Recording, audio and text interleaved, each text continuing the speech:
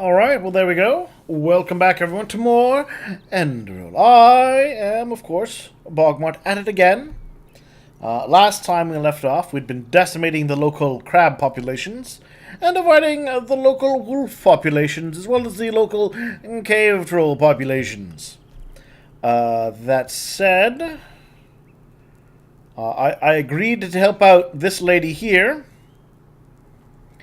Investigate this ruin up here. Circle of the Lost Ones. Fancy.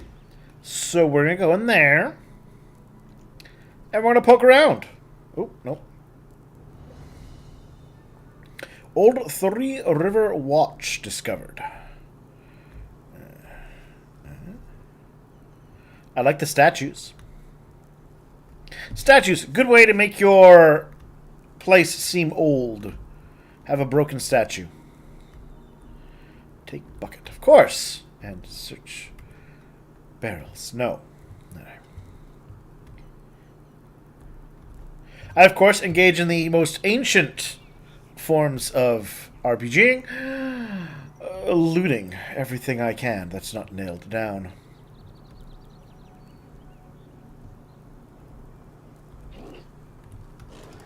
Ah! A Vatir. Why drain your life, Mr. Vatir?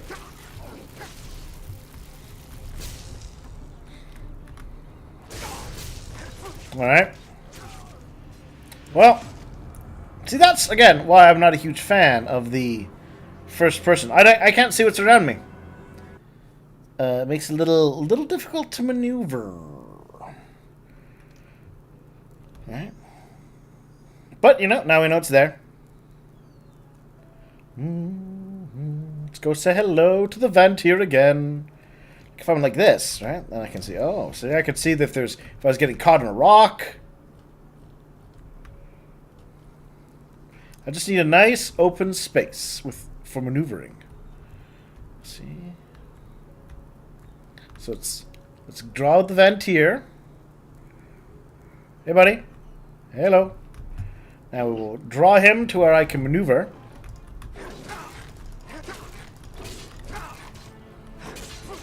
Or maybe not. That's right, buddy. I have the power of... you can't jump.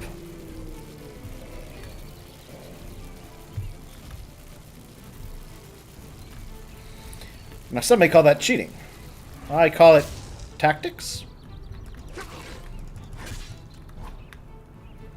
Where are you going? Ha! Ha! I win again. It's all a learning process. That's all it is.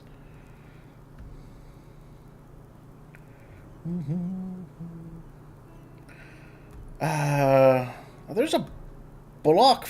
There's a block button, isn't there? I recall there being a block button. I should learn how to use the block button.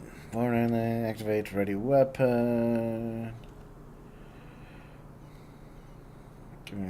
Talent power, sneak run. I thought there was a block button. Was there not a block button?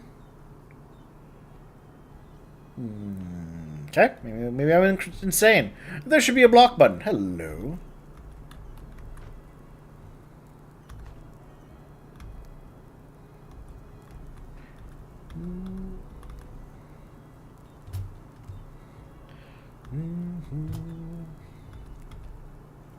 Mushrooms. So does that count? Because I recall, wasn't that my quest to kill the Vantir?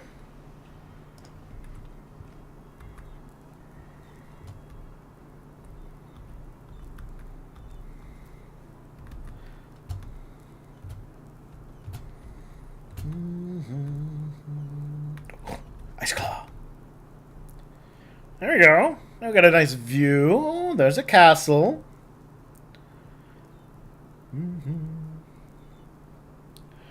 Block is the offhand. Oh, okay. Well, then I assume I can't be both wizarding and... Oh, okay, so I'd have to unequip my magic to block. It's the offhand button.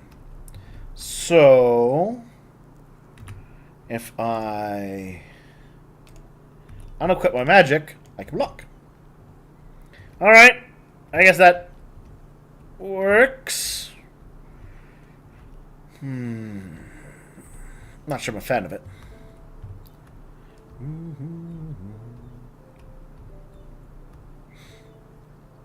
Yes, a shield would not be a bad thing. Take that bucket again. Buckets. Vital buckets. We killed the event. That was the quest, wasn't it? Quests. Rescue Elfried from the Three River Watch. Kidnapped by a Vatir, which I have slain. Which means I, presumably, can finish. I can knock? Oh, by the gods! Over here, precious! Over here! You sent me after a right. cat? Mommy is back. Yes. Well, maybe not a cat. I don't even know how to thank you. 1 second later in that thing. I died for that thing! Here, You better pay me. Take this. It's a rare herb, and I hope it's compensation enough for your efforts. At least partially. If you need anything else, just come talk to me. Now that beast is gone, I might as well take a look at the area. Well, now I know what my life is worth. Thanks. 10 whisper weed. Another day or two. The traveler was right. This place really is a gold mine. That's the extent of my life. Walk blessed and stay safe. Yeah, I'm gonna loot this place first.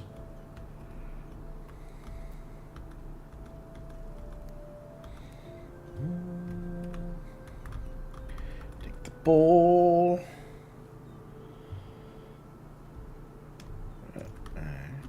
Hurt.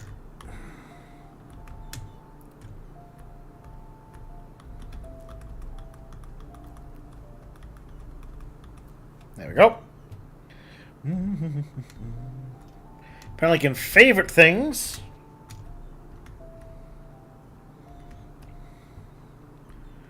Ooh, spider prey. Yoink. Wait, is there going to be a giant spider in this game? Scribbled letter. Be greeted, Samuel. Don't be concerned. You surely haven't been deported to the Three River Watch. The watch has lost its meaning to protect the transport of gems from the abandoned mine in the valley. So, one remaining guard will be sufficient. Anyway, I can understand that it's boring and lonely to keep watch at the most remote spot of Enderal. However, I'm sure they will send someone to support you in a few weeks. Meanwhile, just hang on. I'm gonna go with T. I'll just take that. I'll sell that later. Hello. About whisper trees. Notice the whispers of the wind. Chimes. The switching. Apparently, a ghost. A goose. A path-abiding young woman who gave her life to cure her fellow men.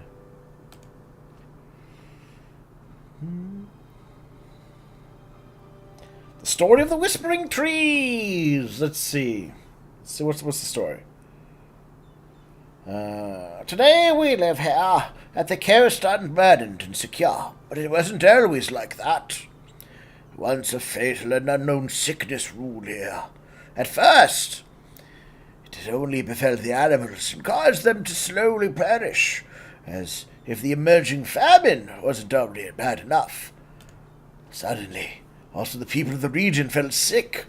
Apothecary came from the surrounding villages to help the people, but they weren't able to fight off the sickness. Then a young lady named Lariel spoke up, one of the few who wasn't stricken with the sickness yet. Let me pray to Malthus. I was a path abiding my whole life. Maybe I'll be able to bring our Lord to a merciful mood that he may help us. Nobody wanted to forbid it, and many had already lost all hope. And so Lariel climbed up a hill in order to pray there alone in the clearing to Malthus. She every day. kept praying. After 10 daybreaks and 10 nightfall, she died of her thirst. Is that... I feel like people die faster of thirst than that.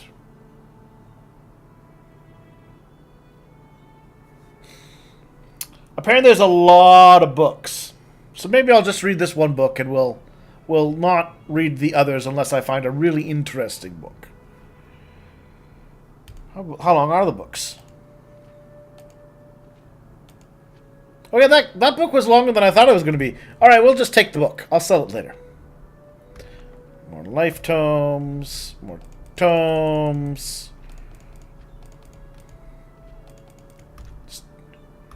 Yike! Maybe I'll read that of my off time. When I'm not, you know, looting weird stringy mushrooms.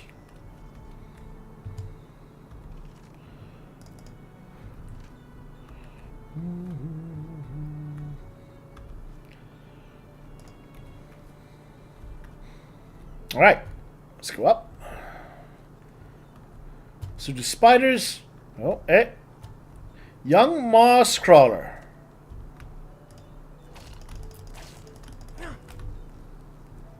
How does this work?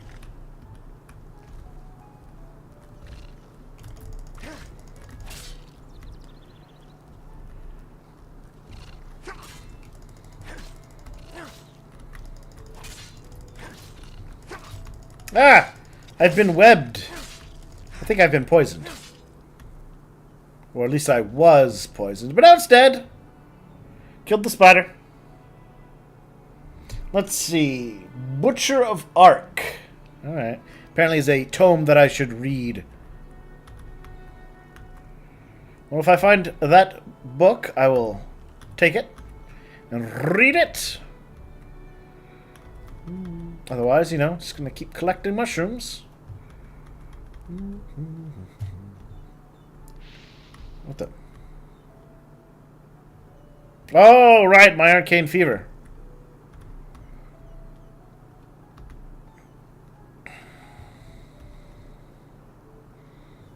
Alright, so we can't go higher. That spider was just hanging out with the magic rocks.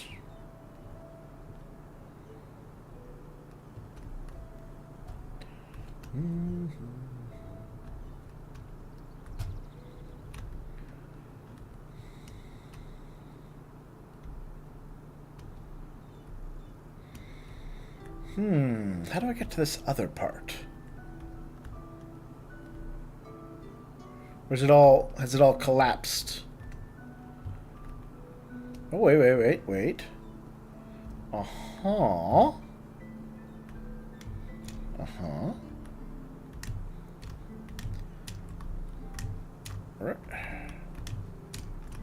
Yes. Nope. Yes. Haha.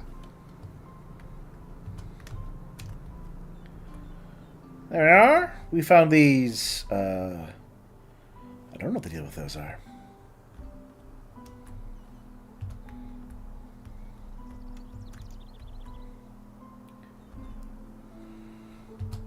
The ring of the Legionary blocks 7% more damage with your shield.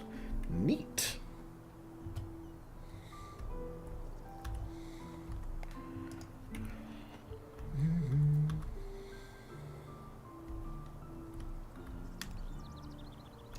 Ah, dang it. I can make that jump, I think.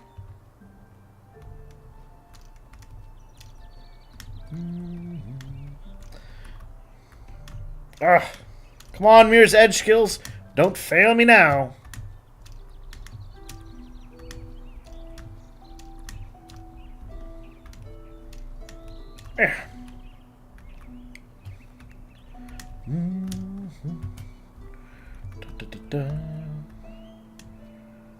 Yes. Scrolls! Parchment and water breathing. Excellent. Water breathing, of course, an excellent thing, because the water keeps me safe from monsters.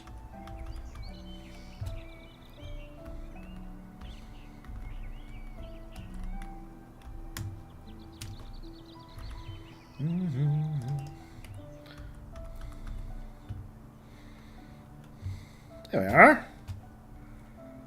I guess that's...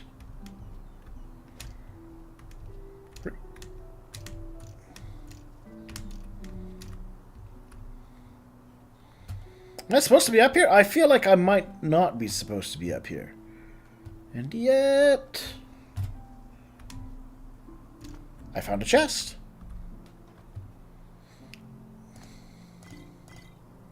The wolf blood recipe. Alright. Maybe later I'll become a werewolf. Now, how do I get...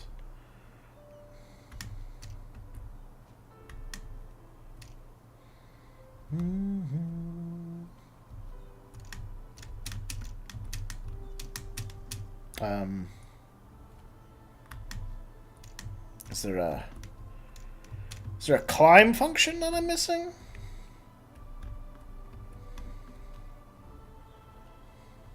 Maybe. But yeah, as I thought, there were more chests to be found. Well, okay, those are not chests, but it seemed like it.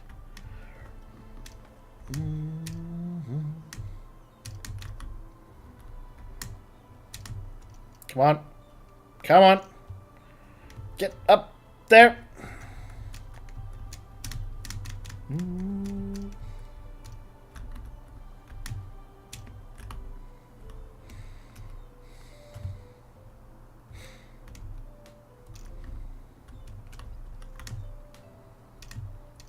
I see it.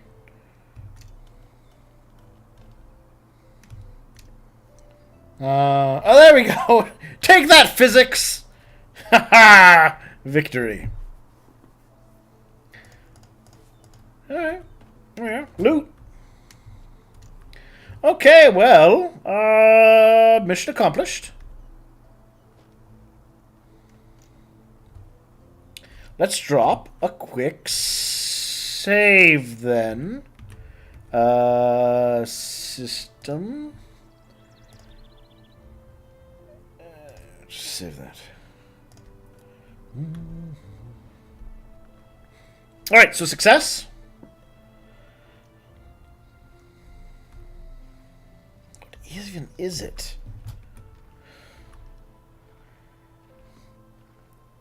I mean, its back kind of looks like an armadillo. But it's also part pug, maybe? But also it has little horns. Alright, well. Here's what it is, I suppose. So, I'm headed way south. Right.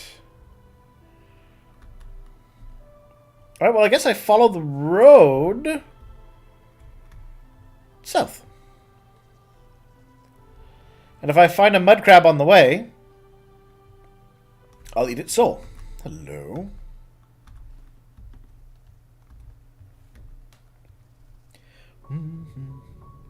It's a Leorin, apparently. Thank you very much for informing me. Hello. A little fox.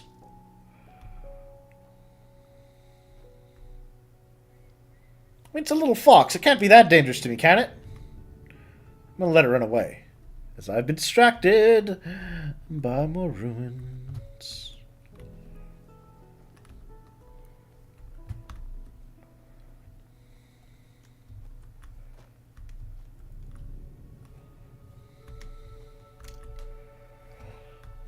What is this place?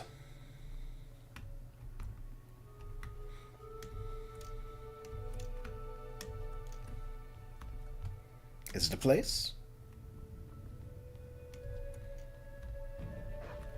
Ah!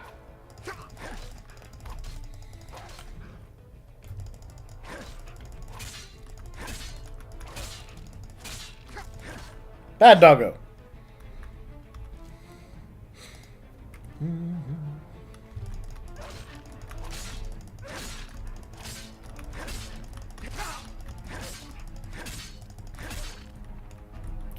Alright, and I've slain the doggos.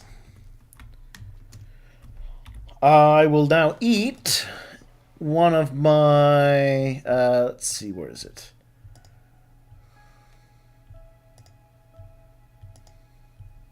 Well, I'll eat my ice claw. And I'll have a... You know, I picked up an apple.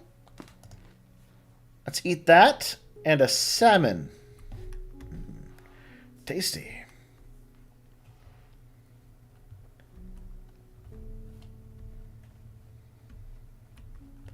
Was there nothing up here? Was it just a way over the hill? Alright, well... I guess.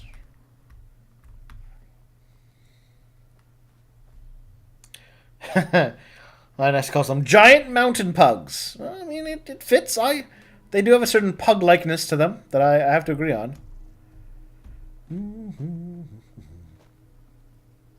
Ooh, waterfall. Heading to the south. Careful. I assume I can fall to my death in this game. It seems like the kind of game that would have that. Huh.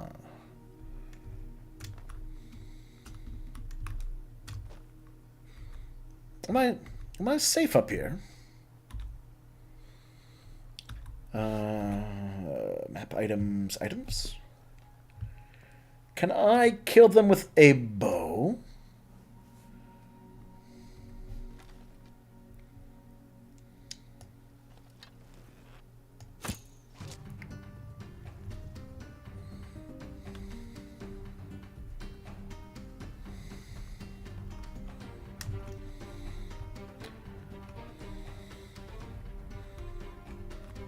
Like, I'm not sure what how the pathing is in this game. Because sometimes, you know, you can kill one of these guys and they'll run off, and they won't be able to find you. And other times, you'll snipe a critter, and it will cross half the map to go around a small obstacle to reach you.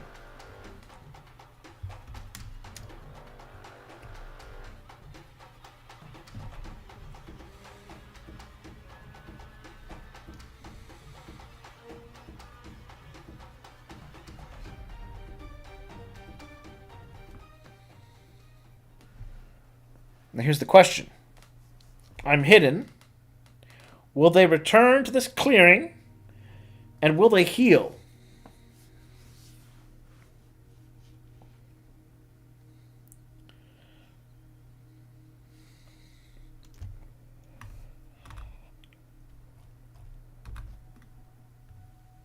I feel very off course. Apparently I can hotbar things. How do I hotbar things? Tell me the secret of the hotbar.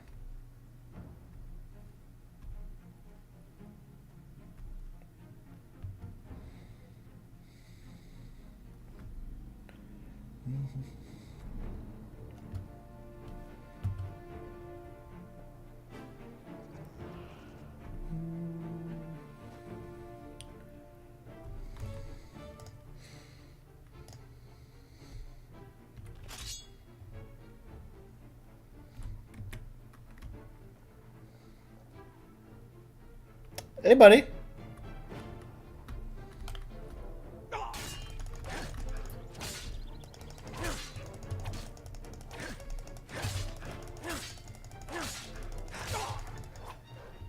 Wait, did I get flanked? I did get flanked.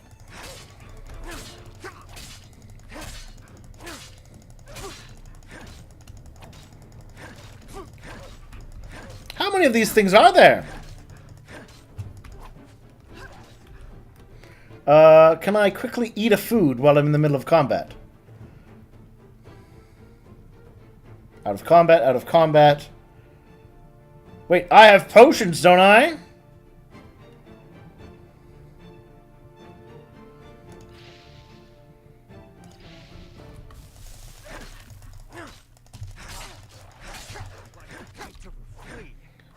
You fucking scum. You'll pay for that. Wait.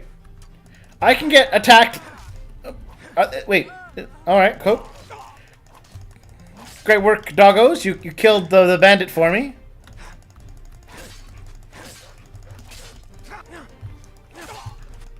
Aww. I was doing so well. Let's see. When you equip stuff, hit F to favorite it. Then set numbers on the favorite menu. Okay. We'll have to try that in a moment.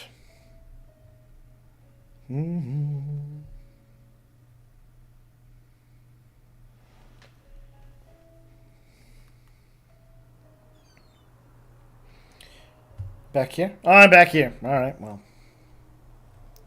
It's fine.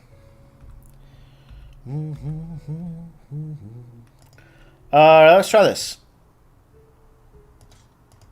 F. Press Q to wear it. Let's quickly equip or use item in my favorites. Okay. And I guess I go to my magic.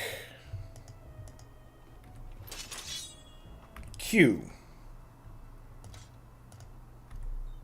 Give it a tab of 1. Okay.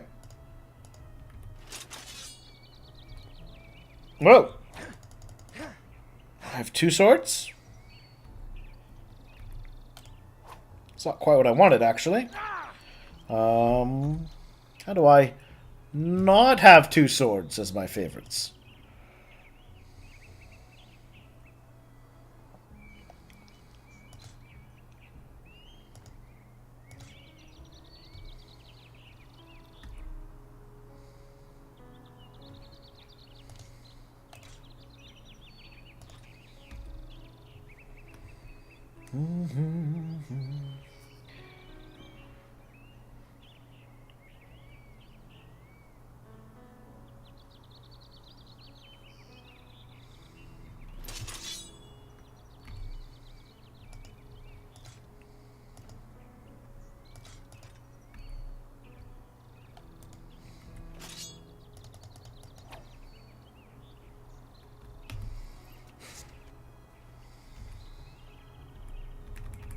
Wait, I'm pressing 1. Is it not supposed to bring it up again?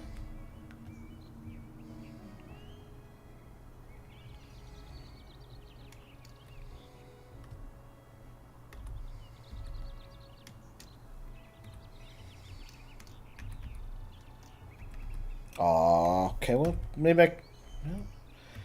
Can I favorite magic?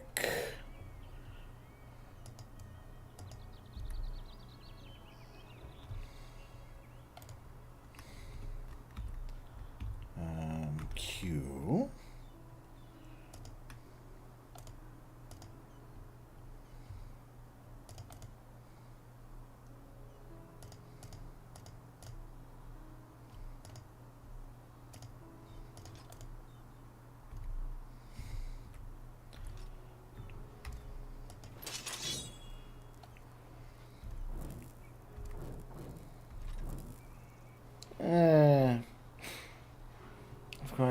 What hand you use. Go to the magic menu, you can favorite spells too. Yeah, I guess that. Cleft one rank determines what hand you use. Alright, but I don't want to... I only want that to be my right hand, right? And that to be my left hand? Wait.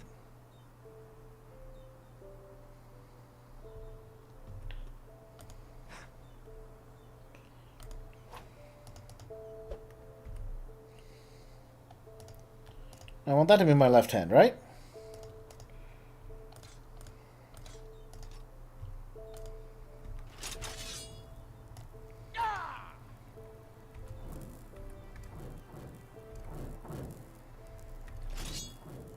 I'm so confused.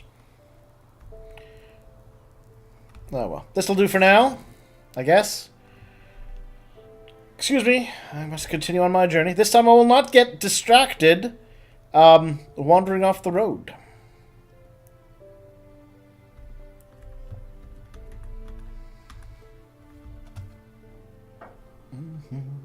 That's clearly what got me killed last time. I left the road. That's where danger lies. Hi, Mr. Fox.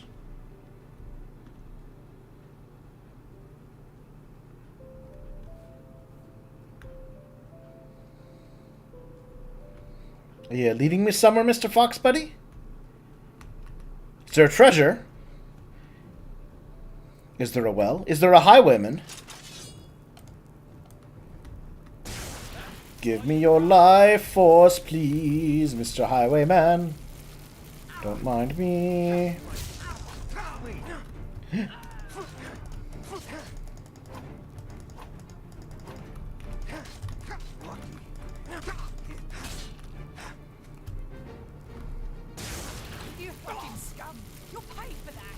I want to drain your life. Your shield will not protect you. Oh. You're not allowed to use a shield. That's cheating. Give me your shield.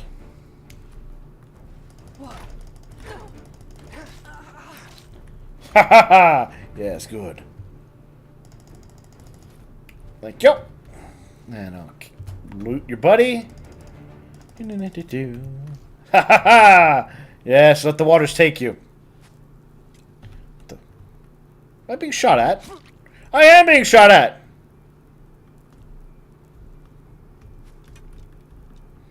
Oh, come here, Mr. Archer. Oh, no, you don't.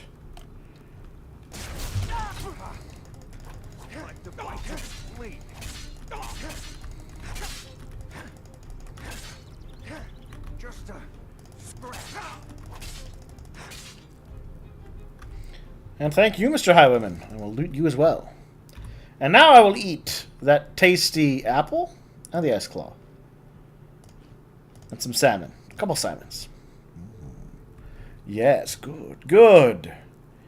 Yes. Alright. What new equipment did I get my hands on? Oh, Iron Mace. Yes, that's better. What happened to that shield? Shouldn't there have been a shield? She had a shield.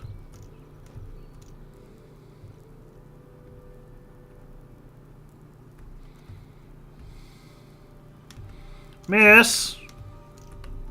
Where did your shield go?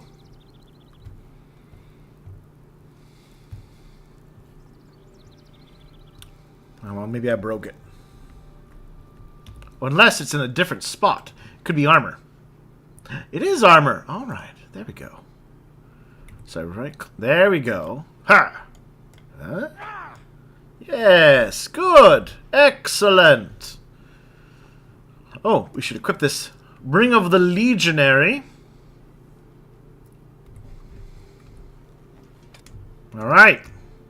Now I'm a killing machine. Let's save.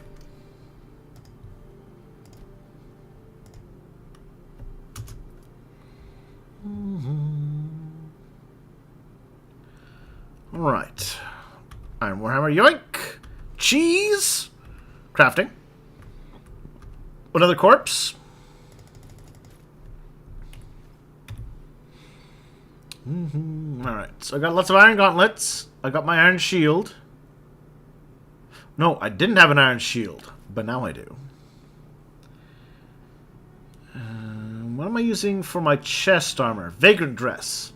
Oh no, we gotta equip that instead. There we are. Take a look at ourselves. Oh, there we go. That's a respectable looking traveler. That's the kind of person you don't want to just try to ambush on the middle of the road. If you know it's good for you.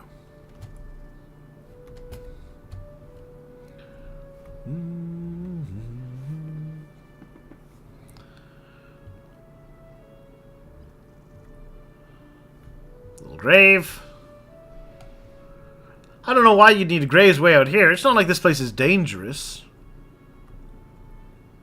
What is that? It's just a normal animal. Oh, there they are. I see the wolves.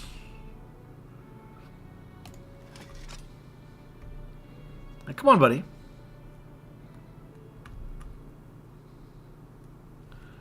You can't flank me this place. Ah.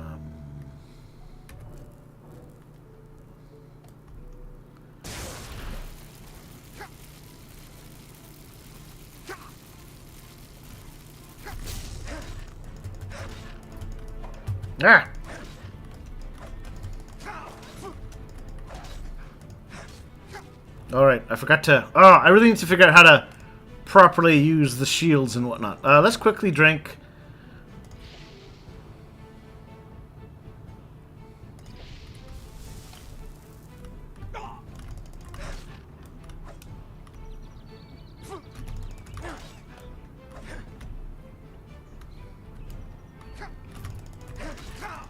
Ah! No!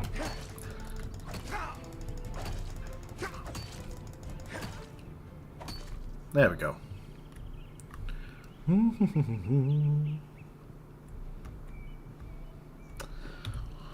Well, these wolves are not full of meat, and that upsets me.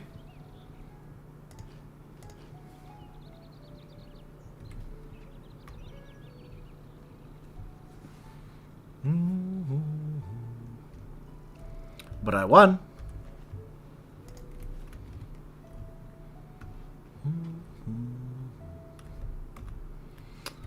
I should take the southern road.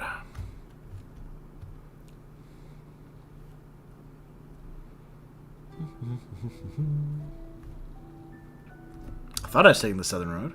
I appear to be. It's just not a very good road.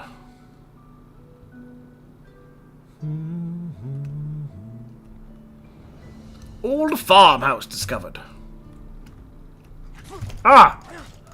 Oh, what? That's unfair! How was I supposed to see that thing? With its weird hopping.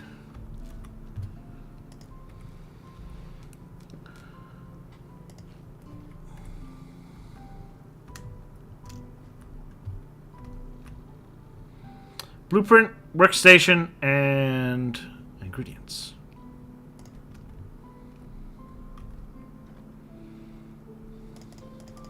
Take all the things. Take the things. Take the things. Ooh. That was the butcher, right? That I was supposed to read? Butcher of Ark. Is this the one?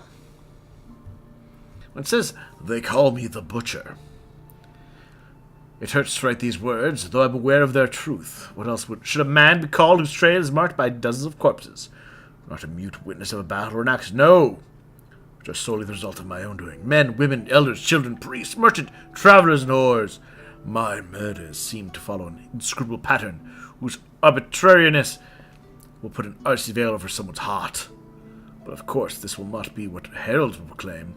For them in the Holy Order, I will be no less than a monstrosity, a pathless demon, who is led astray by his own mundane cravings.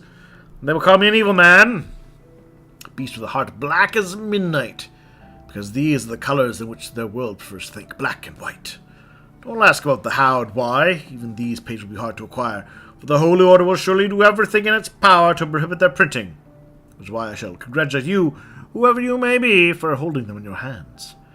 This assembly of withered pages, you shall be given insight into my very own thoughts. Do not understand them as a justification of my deeds, because this is not what they are. I assume full responsibility for what I have done and desire no absolution, neither from Malphas, whose supposed divinity some man nowadays merely smile upon, nor from the people, justice, or some other strange, greater power, which true nature will not yet learn to comprehend. This book is no more than a testimony of strange and inscrutable happenings yonder, which have made me into what I am. Interesting. Take a quick little sip of my drink.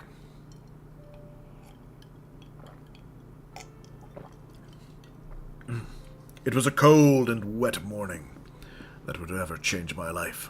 Yes, somehow it is almost seemed as if that day Mother Nature, as part of the festivities of the preceding night, decided to recover herself with a dreamy, nondescript day. The reason for the aforementioned festivities had been the so-called Star-Summer Night, which every year marks the beginning of a new spring in which the night sky is illuminated by dozens of wild, untamed starfires. While the common people, however, use the occasion to indulge in their mundane cravings, whether by drinking in smoky taverns, dancing around the first delve of spade, or having cultivated conversation at a masked ball. For us clerics, it means nothing but a night filled with processions, sermons, and prayers. After briefly attending the joyous speech of the mayor and giving my priestly blessing... Ooh, this guy's a priest. Okay.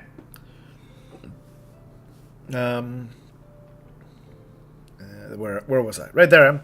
I silently retreated into the temple and prayed until both my knees and tongue were sore. Just like the holy verses oblige every priest to do. Oh, that kind of reminds me of, For one of the little blurb, one of the little videos in the for the upper text-to-speech device. Oh, the Voxcasters. It was of no significance whether the cleric was the high priest or, as was the case with me, merely a simple, insignificant father, even simpler and more insignificant village. Mine was called Fogville and was situated on a constantly windy, sparsely vegetated cliff at the very west of Enderal. It owed its name to, who would have guessed, the pale thin wafts of mist which every morning descend on the village countenance like a mourning veil over the face of an old widow. I still remember this last gaze yonder, which I threw upon the poor houses at the bottom of the hill that the village's temple was enthroned upon. After the dissonant orchestration of lute music, animated laughter, and a popping of corks, an almost eerie silence had laid itself upon the village. Only here and there, a lonesome figure could be seen and heard moving through the cool mist, and even the baker's chimney remained still. I feebly smiled into the face of the village I had grown up in. My father, who actually wasn't my father, claimed to have found me wrapped in a linen lying in a basket near a way shrine on the Mist Road. I had been abandoned, but the man who later became my father took me to the village, full of devotion and grateful for the divine gift. However, before his untimely death, only 10 years later, I never got rid of the feeling that his compassionate act was due to the fact that he found me right beneath the statue of Malphas, and not because of his wish for a child. Gilmon the Tanner, as villagers called him, was a delicate man with a pock-marked skin and a narrow nose. In his own opinion, the whole world conspired against him, which was the sole reason for his misery. We never talked much, but when we did, our conversations generally followed a pattern. With his sawing voice, he would call me to his fireplace room, where he sat rigidly most of the time, along with 2 empty tankards of beer. Then he would gesture me to sit down and announce that he had to get something off his chest. The fact that only his foundling son was there to listen with further proof of how badly life had treated him. He would start right when I sat down. Is that supposed to be a T or a Tialmar? I think it's supposed to be a T. I'm gonna go with T. Tialmar, I think. Tialmar, the hunter, had sold him rancid oils. An evil cutthroat, my father called him, but after all, that was the nature of a turner, he said, and in Enderal this fact was not as well known as in Nehrim. Or Matressa Zulja, who had served him bitter wine. A mean crone she was, he said. Oh, yes, but thanks to Malphas, he had perceived her plan and cut her down to size. Is this guy confessing all of his murders to his young son?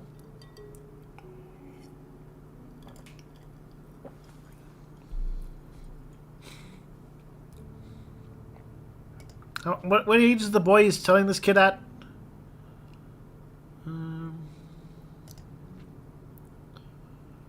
I guess it's not quite clear. Can I imagine the kid's like 5 and he's going on about this? And then, of course, Rashik the Smith's twin boys. Rascals they were, both of them. No respect they had for path-abiding, hard-working people like him. But no manners were to be expected from a coal man and his breed. What do they know about decency, he said excitedly. These folks do nothing but shag until the bed breaks down. It don't matter to him that Rashik was Kieran of a 3rd generation living in Enderal, that he preferred a long-term union with his mate over the promiscuous family clans of his homeland. These conversations, his persistently sour breath, and the smell of raw hides, leather, and animal fats in the workshop made up a great deal of my childhood. Alright, so yeah, this could be like, the kid's like 5, and he's like, and then I murdered the old lady because she gave me shitty wine. Of friends, I had only a few to none, mostly due to the fact that my father made me work hard in the tannery. Susan, hey, yeah, there we go. It could be 5 years old when he's going through this life story bit to the kid. Man, I guess I'm glad that my dad never confessed about his murders when he was 5 years old. Or when I was 5 years old. He waited until I was older and more mature. Kid, of course. If matter of Hylia, I am sure of this now, had Not by instant notice of my quick wit, I would still be there today, working between animal parts, stretched hides, and slippery grease. Maybe the strange experience on that misty morning would have never happened. Yet she noticed, and that is how it came to be that on the day of my path consecration, the aged priest proclaimed my holy path in a solemn voice. I, Jael, Tanner's son, was predestined to dedicate my life entirely to Malphas's glory as a priest.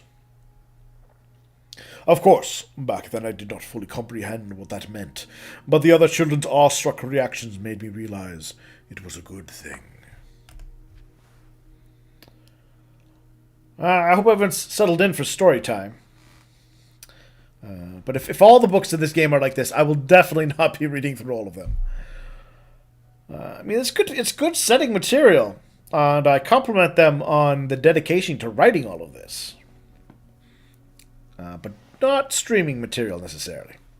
Thus I left the bleak tannery and only entered the old house on the edge of the village to sleep there.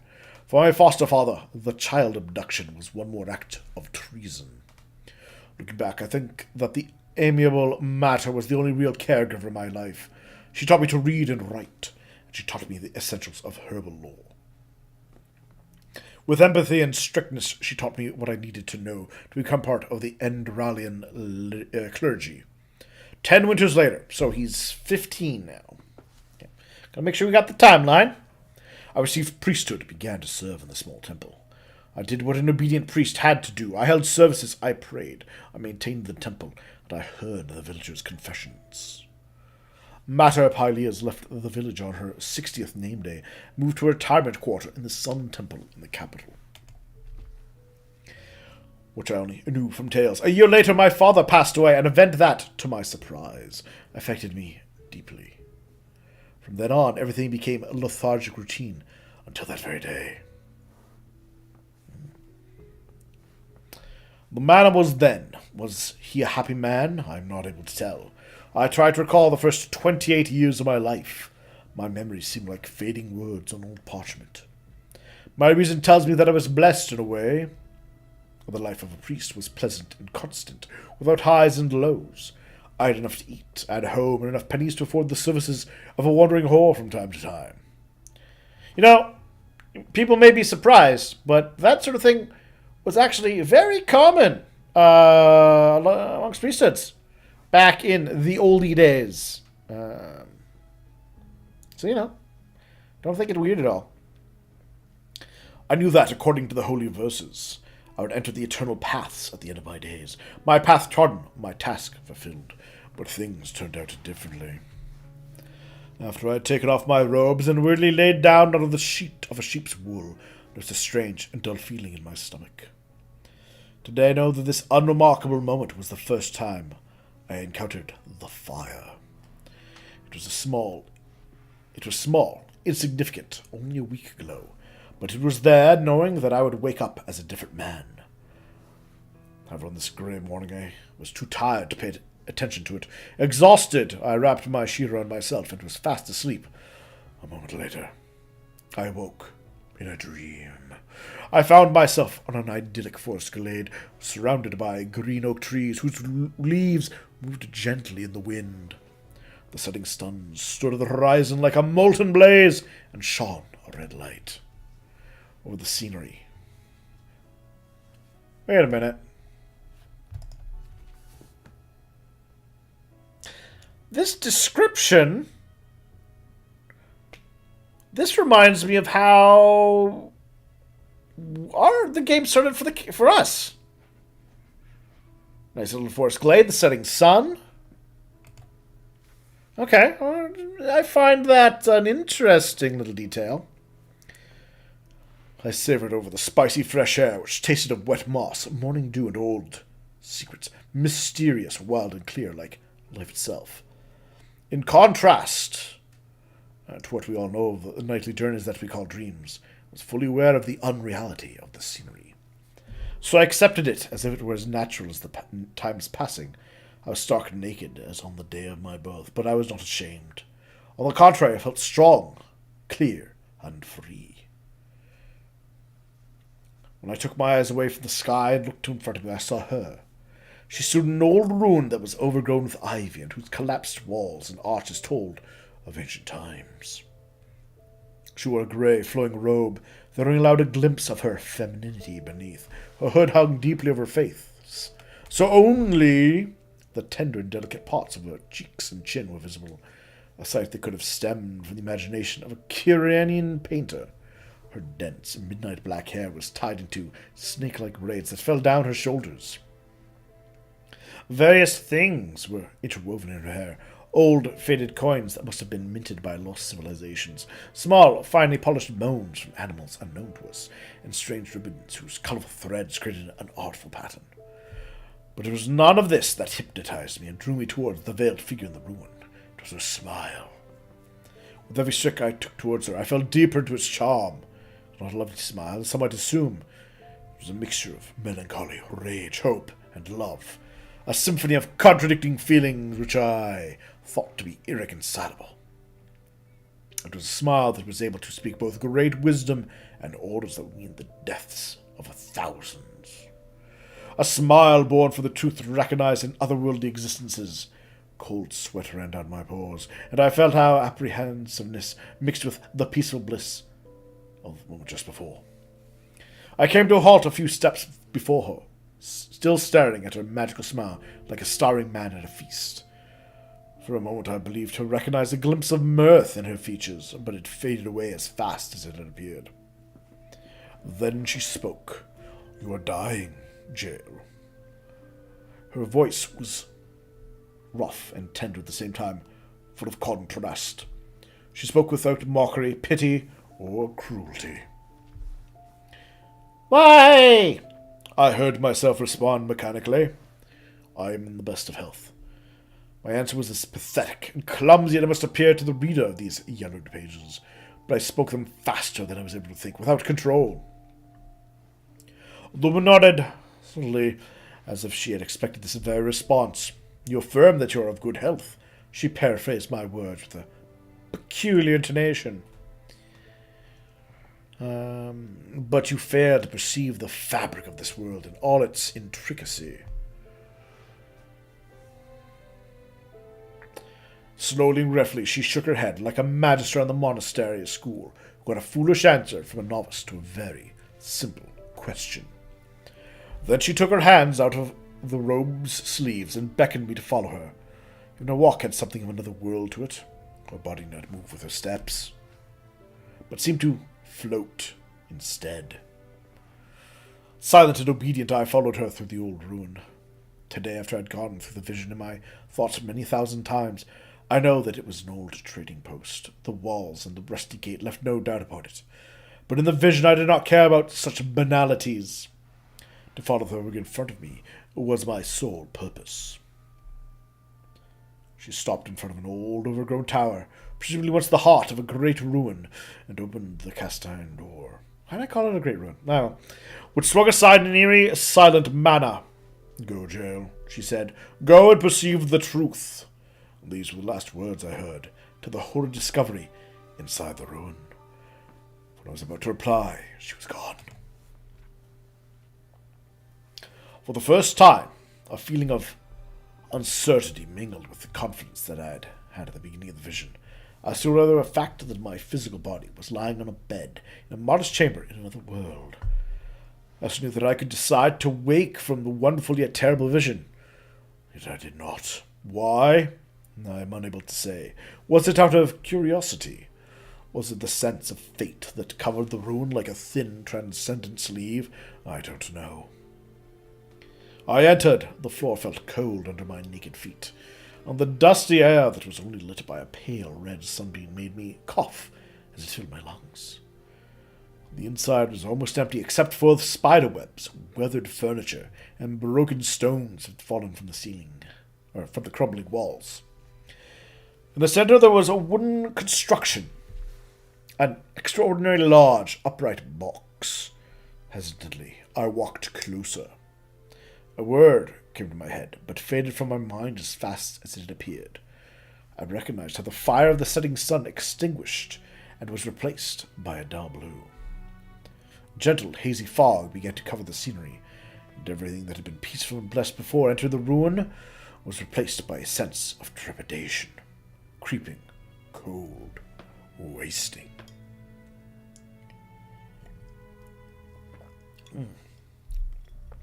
My hand moved along the surface of this strange box, which was slightly taller than me. It was decayed and grey, and an odd smell came from it like iron. It was sweet and tempting, but at the same time repellent. "Leave!" flashed through my head. "Leave before you inflame it." I was unable to determine if it was I who thought these thoughts, but of course I did not leave. So my hand moved towards a gap on the side of the box that allowed me to open its lid. As the hinge turned with a reluctant mourning sound, I remember the word that had set my mind. This time it did not vanish. It persevered in all its dreadfulness. The construction in the center of this abandoned ruin was no box. It was a coffin. Even today I can hardly find the right words for the terror that stared at me from the decomposing interior of the coffin. Without any doubt, the creature in front of my very eyes, was myself. There it was, the brown hair, thinning even at the age of 28. I know people who have that. Luckily, I do not. There it was, the well-trimmed, dense beard that grew down to my chest. No, I shave. The beard that I grew to hide my unremarkable, longish face. And there it was, the crooked nose, giving my face a vulture-like appearance, making me avoid my own reflection in the mirror. But the body of the coffin was dead, clenched like in the moment of dying. Penned in like cattle, his head was pressed down to his shoulders by the small dimensions of the coffin, his unnatural posture a silent accusation. His body was pinched, his arms pressed to himself in a twisted manner. Much more gruesome, though, was the face. The skin was pale and had a greenish-grey colour like decayed tombstones. There were many fissures that were not bleeding, but offered a view of bare flesh and white bones. The beard was curly and wild, and maggots moved around in the tangled mesh, oozing a festering, doughy liquid that was dripping down the stone floor. The man's cheeks were hollow, and his lacerated lips were opened in a twisted way that gave the impression of a tormented smile. And this, ladies and gentlemen, is why people prefer, to have their body burned when they die. That way you don't have to worry about running into your own corpse. Where was I? His teeth were rotten and his tongue grey, but none of this was the reason for the blood-curdling, panic-filled cry that escaped my throat. It were the eyes. Or rather, it was the place where the eyes should be on a healthy, living person. But there were no eyes. Weak and pale like shrouds, the lids, devoid of any sense, hung over gaping black sockets. Contradicting any logic, they seemed to stare at me, whispering, rotting, and dead. The same festering liquid in the man's beard trickled down the brows and disappeared in the empty eye sockets. No words can describe the terror that filled me when I looked at that deformed creature. In a panic, I hit the withered copy of myself, but I only loosened the body so that it fell right toward me. I felt how the repellent, festering corpse water from the beard touched my lips, while a handful of maggots landed on my shoulder. For a short moment I was petrified. I myself in my arms like a twin, his own deceased brother. But this was no twin. When the maggots tried to move up my neck, I pushed the corpse away with a shrill cry, wiped away the maggots, and fled from the ruin. Meanwhile, night had fallen, and the full moon stood cold, white, and unmoving in the sky. The veil of mist which had formed inside the ruin faded as soon as I came outside, and let myself drop to the ground, crying and breathing heavily. I am dead, flashed through my mind, again and again. Dead! I uttered a panicky scream. A pitiful effort to banish the madness from my mind. The terror remained. It was omnipresent, and I felt bitter tears making their way through my eyes. What, by the righteous path, does it mean? What kind of nightmare am I trapped in?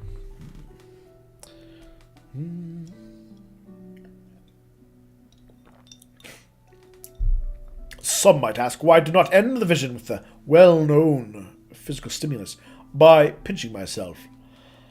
Even more so because I was fully aware of the unreality of what was happening. The answer is, I was able to do it, and I knew it. What I went through was not one of the usual nightly phantasms that occasionally haunt us in the quiet hours. Something that I later began to understand, at least a little, wanted to show me something, and I was unable to escape the truth, as little as a man can escape the sands of time. That's fine. A dramatic reading is fine. Like I said, I'm not going to do all books like this, but, you know, it's good to explore the media and the stuff that the people have put into this, so I'm okay with it. As I turned my gaze from the floor and started to crouch toward the stone arch and the forest, weeping helplessly, I saw her again. The veiled woman. I wonder if that relates at all, again, right, to the veiled woman we saw at the start of the game. She stood above me and stared down at me, almost with sympathy. At least I assumed so, because despite the angle of my view, I was unable to recognize anything above her cheeks but the unnatural shadow of her hood. "What are you?" I brought forth in a weak voice. "What by the Black Guardian's name are you? A demon? An angel of death?" I don't think she's a space marine. It sounded pathetic, like the lament of a desperate child. "You ask me what I am," she answered again, an echo of my pitiful words, "and you assume I am a black angel of your god, come upon you to punish you. But," a touch of maternal tenderness accompanied her rough voice, "you ask the wrong question, Jael, for who I am is not of importance." I stared at her in confusion, unable to react to her enigmatic answer. I remained on the ground for a while, motionless, breathing frantically and panicky, looking at the veiled woman. After what felt like an eternity, I asked the question that needed to be asked. And what? What is the right question? Briefly, I saw what seemed to be a sad smile caress her red lips. "You inquire from me what only you can answer," she said, began to move toward the stone arch, "and I wish to give you some advice." She halted, looking like an unreal shape in the silver of the moonlight night. "An advice on how you can avoid the death of your soul." There was a moment of silence. "End your false life, and follow the fire."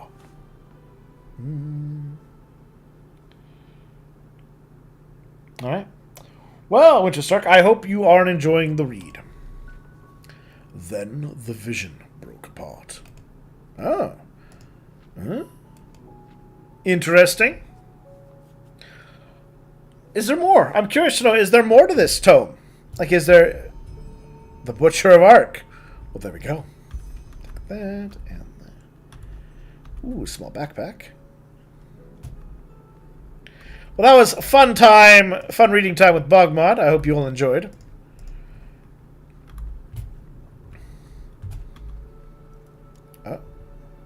Use the mouse to rotate the lockpick, then W to rotate the lock. When you rotate the lock, the closer the lockpick is to the correct position.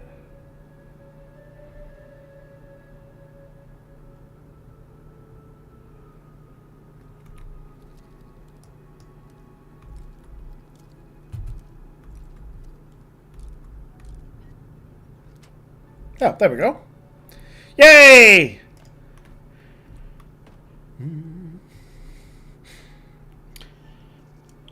I took the book. I did take the book, right? I took the book. Yeah, it is a total conversion mod of Skyrim called Enderal. I'll take a 1 hour nap. Fully heal me. Oh, wait. Scrolled parchment. I don't know what's going on. Everybody is so strange. The animals are evil. They ate Mommy and Daddy. Alright. Well, you know. That's the kind of thing I would write as a child. And my parents would have been eaten. Ooh, salt. Book, health potions, iron swords.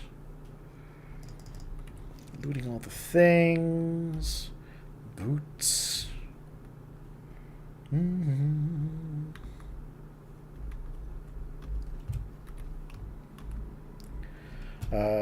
Yeah, I've never played Skyrim, so, you know, it's all very, very new to me. Very new and strange.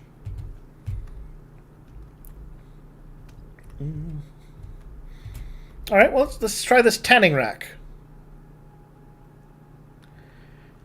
And they're cutting those strips with others and crafting, improving weapons and armor.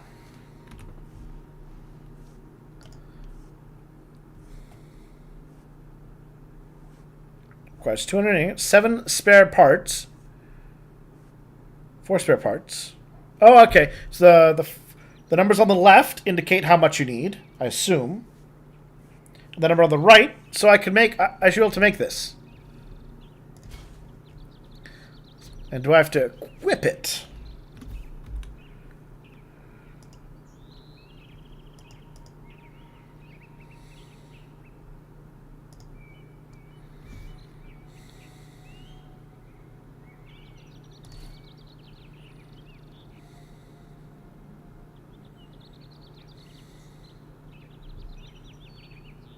There we go. I've equipped the small backpack.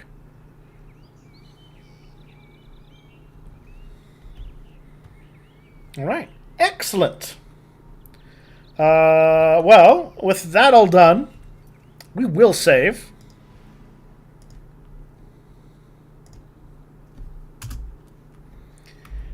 And I guess we continue the road. I'll take a right turn when I come to the intersection.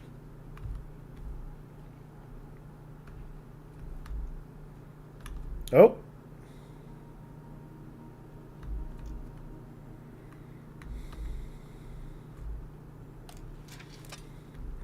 I'ma kill you, wolf.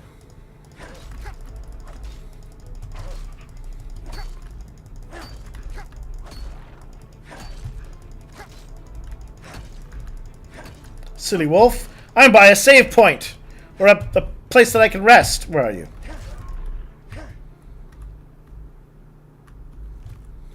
Nothing.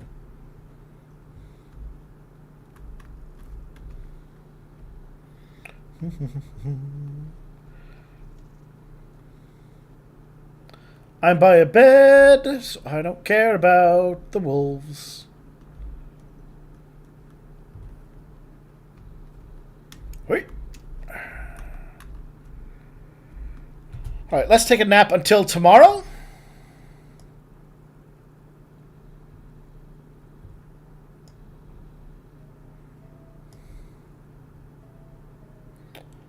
What do I want to do? 12 hours would put us at 5 a.m. 8 a.m.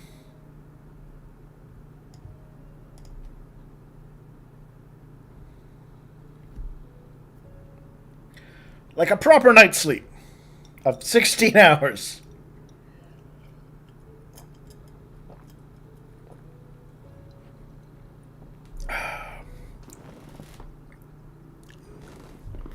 There we are.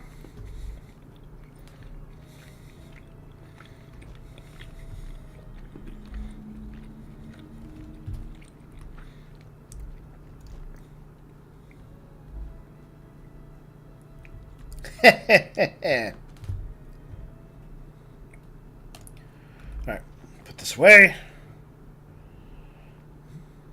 Hey, look! Another building, everybody! Let's go say hello!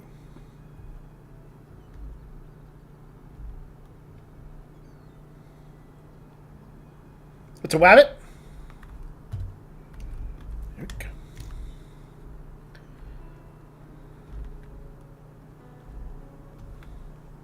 This helm appears abandoned. Gives us a non-zero chance of the rats. In which case... Nope. It's not the way in.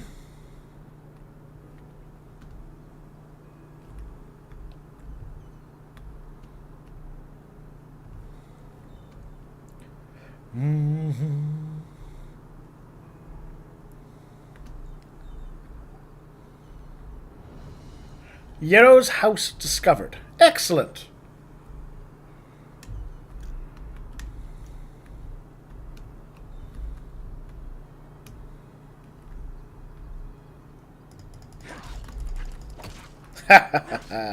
Death to the rat.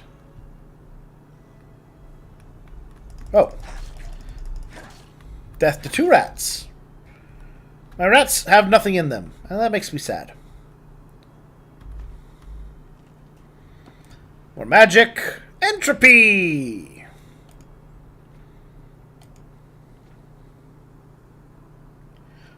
They've clearly gone quite on into in-depth in like developing their setting. Because they have they got a whole magic system.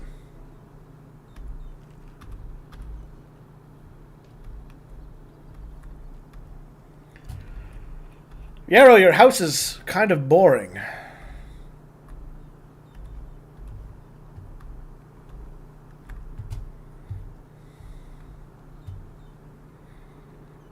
I mean, I don't mean to be rude about it, but...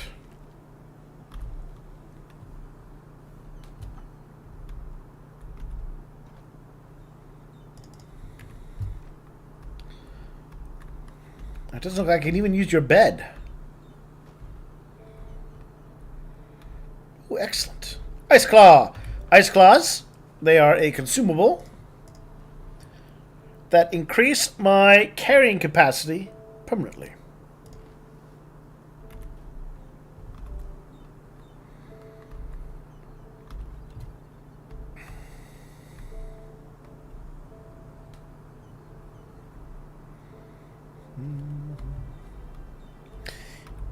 In fact, this should mean I'm quite near the shore. Did you throw into the sea near his house?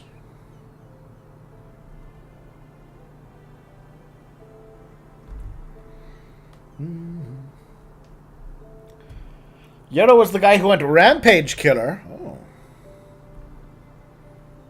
Interesting. Why would we be looking for his strong box then?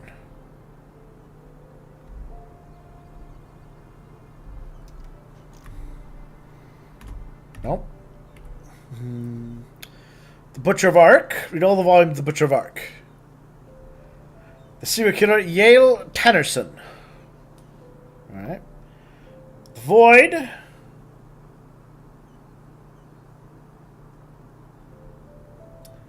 He informed me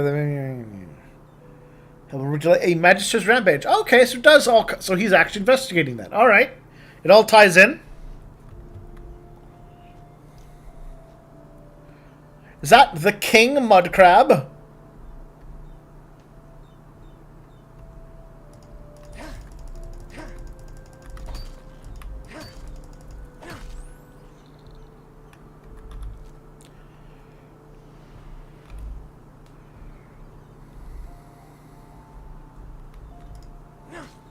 Yes, yes it is. Yeah, that's right, Mr. Pinchy. Oh. You are a king crab.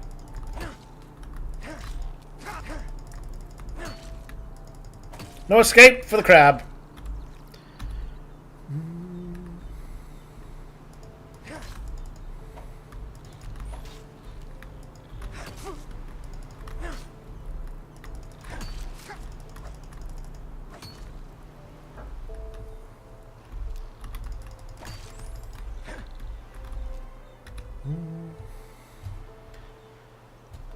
I am the killer of crabs.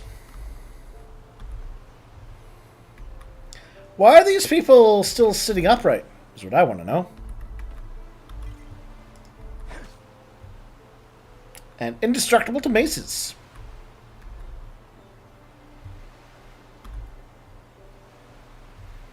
Ooh, we got muscle meat. Neat.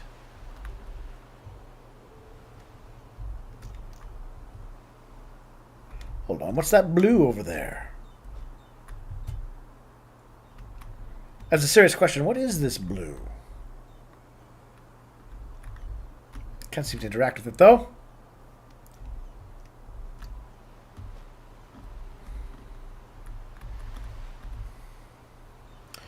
More muscly meats. Alright, well, this puts us... Where does this put us?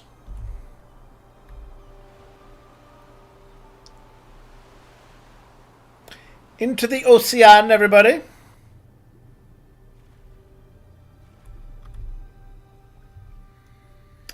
Key from the strongbox is diaries.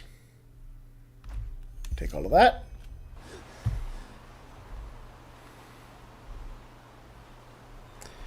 I want to read these diaries. Or at least I'm curious about them. Started secrets.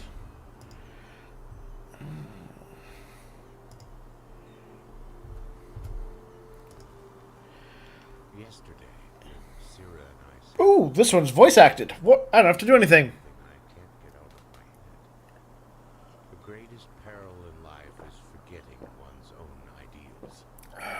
These letters, the testimonies of my path, shall ensure that I don't. Letter 1, 8171 after Starfall.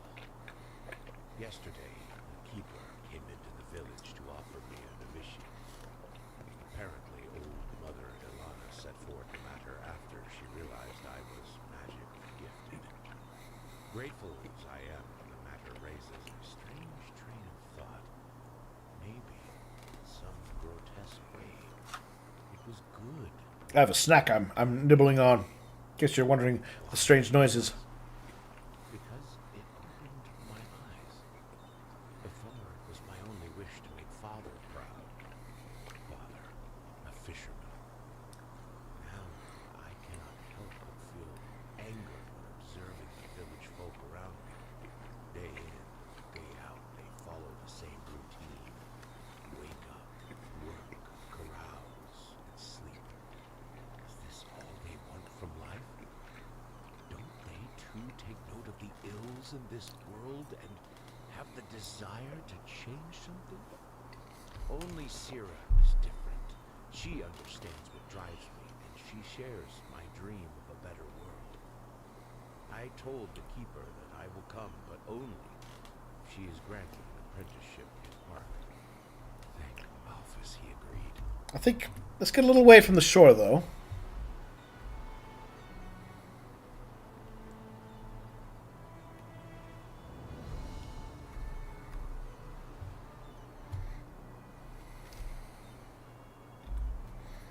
Second letter.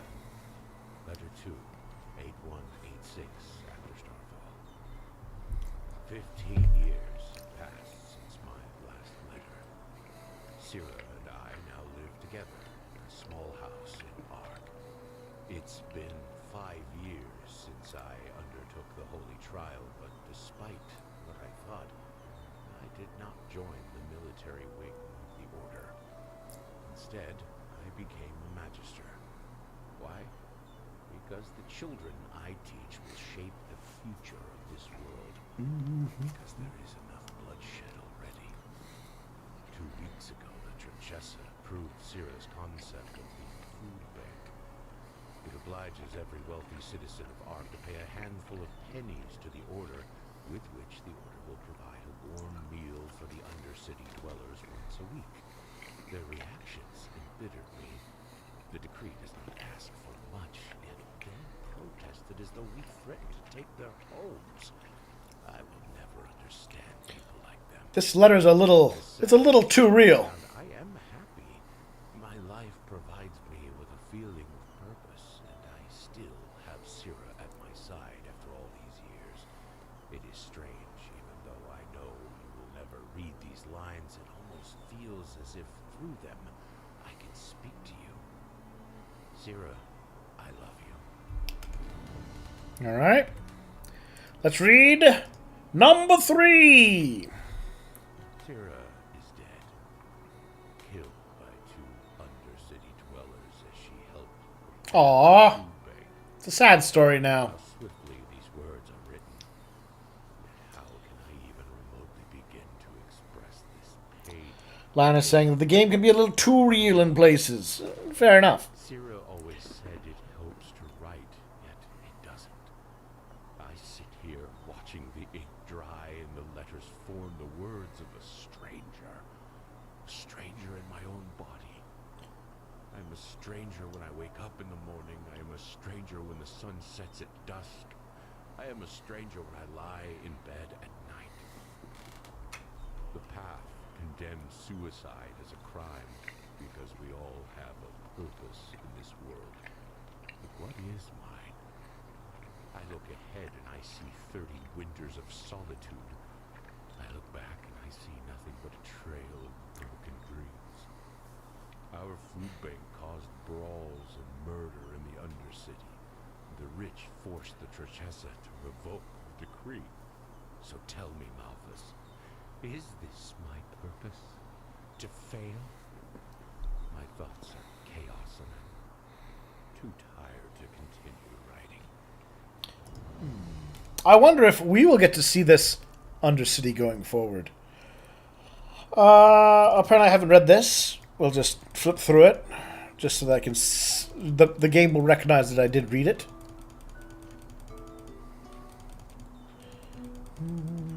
Yeah. There's no way that I would go through all of these books reading them out. That would take quite the time. Oh, it's almost as bad as the Trails, the Legend of Heroes Trails in the Sky and Trails of Cold series, or Cold Steel series of games. Must be Wolfblood. Bone meal, ectoplasma. Allowed transformation can only be used by lycanthropes. Alright. Myths and legends. And empty parchment.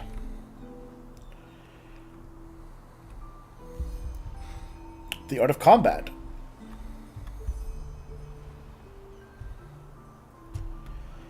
An assassin combining myths and legends. Oh. Oh! Arvildhin the Wanderer. Okay.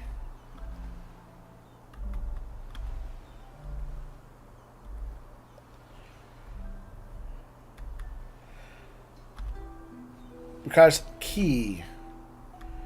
Cannot pick the lock. Requires the key to open. But is there some other way inside?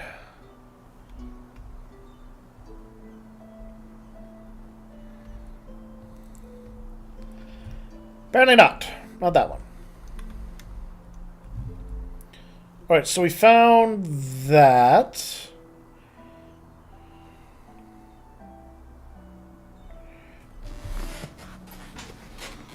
Here's a question. Can I fast travel in this game? But also...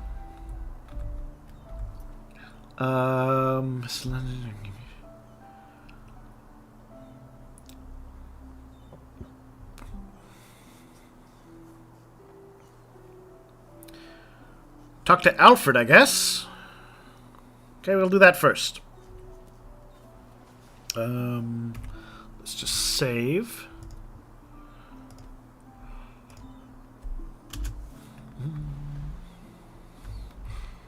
And our goal is to go toward Myrad Tower, far to the east. Well, if I follow the ocean, I should be. Oh, I was gonna say I should be safe from wolves. Yeah, I see you guys. Come on, come at me.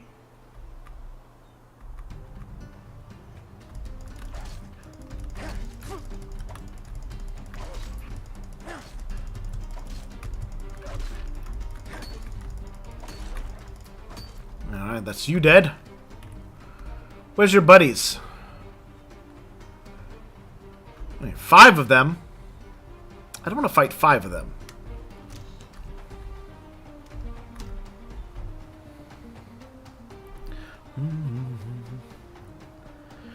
Let's see. I can ride space cows apparently between towers. No conventional fast travel. Hey, Mr. Wolf.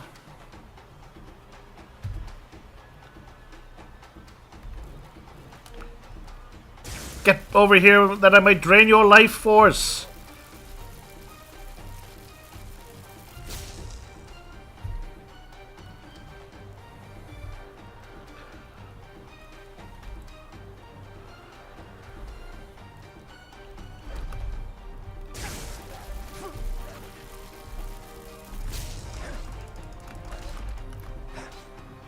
The power of rocks!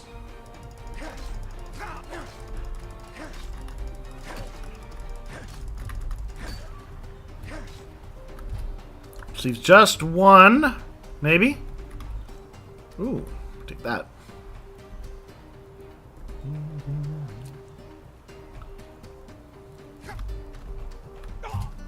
There you are.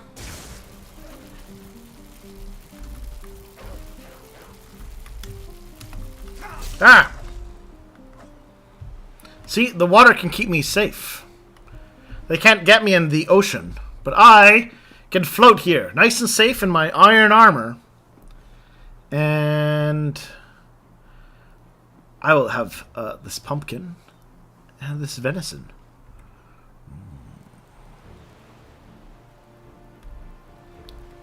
Aren't you supposed to heal me, game, when I eat the things? Oh, right. It only helps me out of combat. I'll drink one more of my potions. Give me that healing.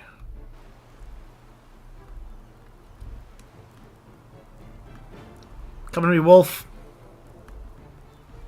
I want to smash your head.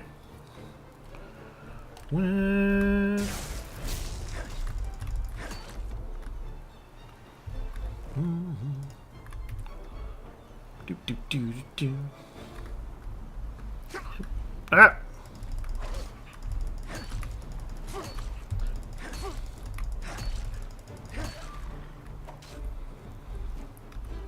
There we go. No, there's still one wolf left, apparently.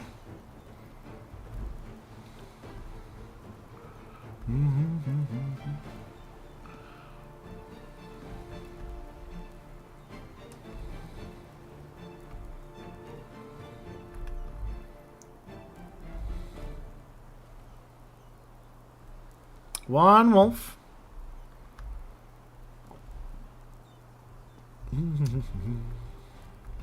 There you are, buddy.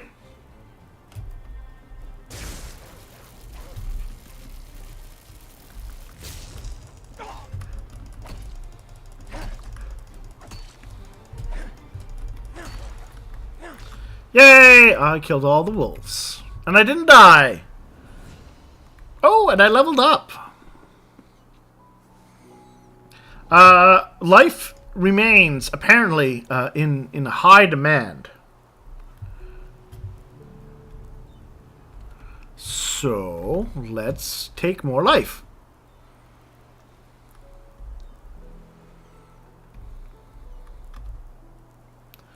I need a pickaxe. Don't I? I thought I had a... I probably sold my pickaxe, thinking it was junk, and I could use my bare fists to mine things. Oh, and that's probably what happened.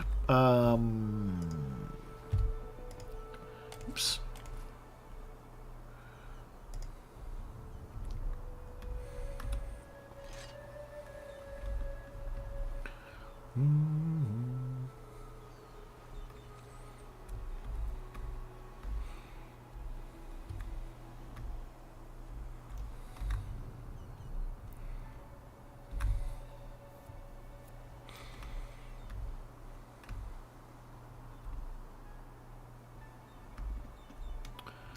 Well, there's clearly a thing over here.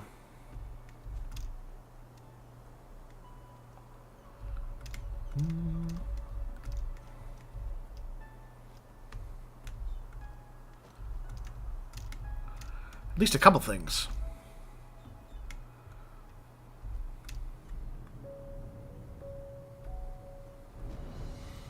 The old tunnel discovered. Ooh, you think this place might have a pickaxe? Iron and money? I mean, I'll take it.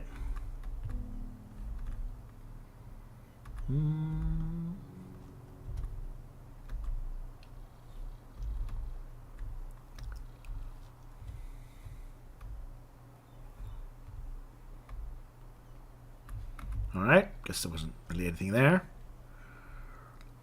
Oh, the road! Hello, road. You are surely a place of safety.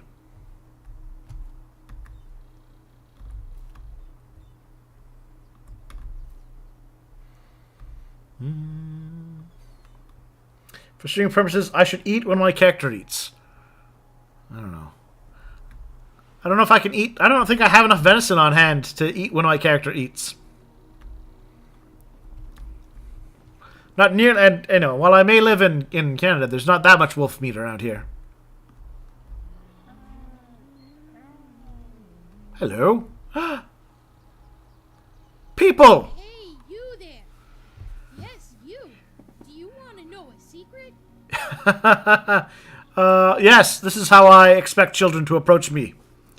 Just be like, hey, you, wanna know secrets? Well, I found something. Something really, really awesome. But I need help from somebody as tall and strong as you. That sounds like a trick. How about it? I show you what I mean, and you promise to help me in return. What do you say? But you know what? I'm a sucker for these things. Why are you asking me and not your parents? I'm a complete stranger. It could be dangerous. Dangerous? I don't know. You wouldn't be as close to the village and to the guards then, would you? And I don't want Daddy and the others to find out about this. That would spoil the surprise. Silas, do you wear other people's skin? I just feel I should ask this. Awesome! I knew you'd say yes. Come, follow me.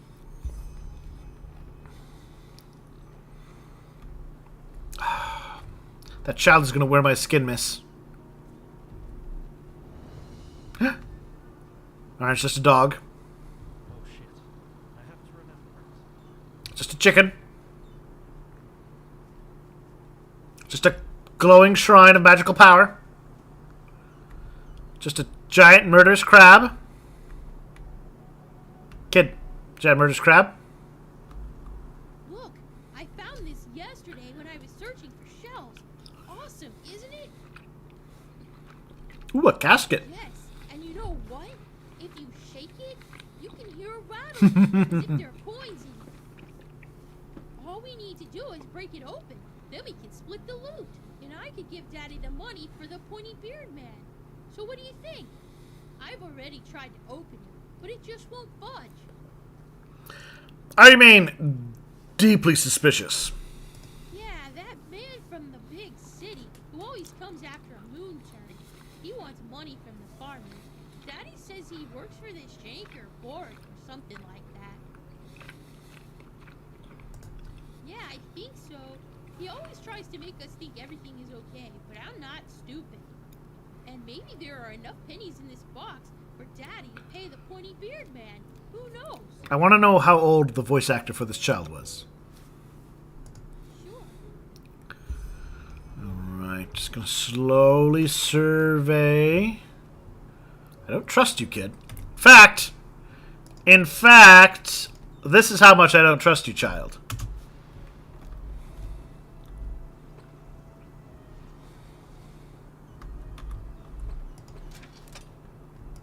Yes! Awesome! Let's see what's in there. There are... Oh, come on. What is that? I hope no one looks over from the village. This heavily armed stranger with a mace out, standing over a child. That's not a worrying sight at all. There aren't any pennies, only these weird nails and a piece of paper. Here, take a look for yourself. Behold the nails of... I don't know. Yoink. And is it an inventory item then? Old note.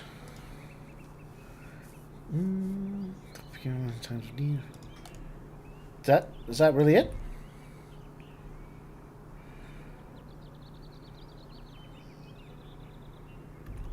So, does it say anything? Yeah. A poem? What if it's a riddle? That's what you grown-ups call it, don't you? What does it say exactly? How old is this child supposed to be? Blessing in distress? That...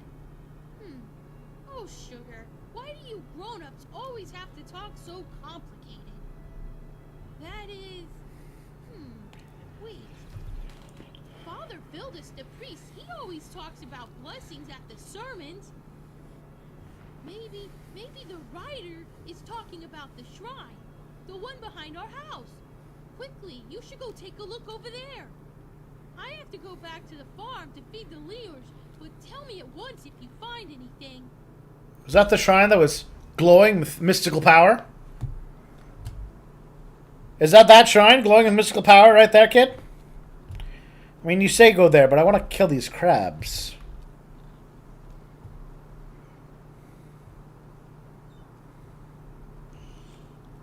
I thought it... There you go. You dodged me! You all saw it, didn't you? It did a little twirly twirl.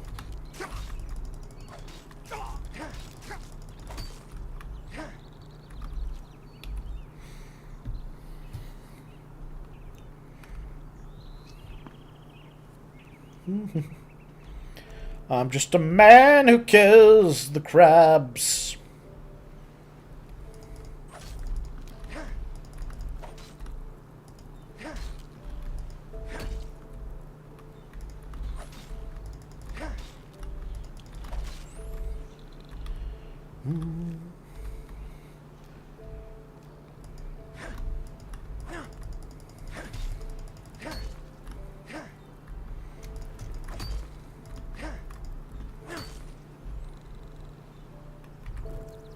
Give me your life force, crab! No, no, stay back. I'm eating your life. I'm eating your crab soul. I know what I need to do. Shield. Give it an F. Q. The shield needs to be 3. Okay, yeah, okay. Good, good. And then go back to my inventory for a second.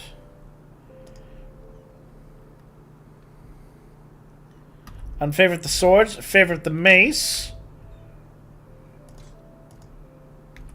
There we are.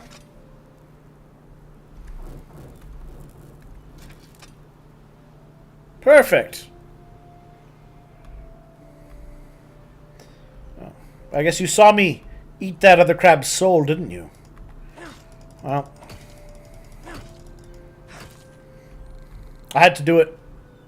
It was the only way to spare that crab the trauma of watching its family die.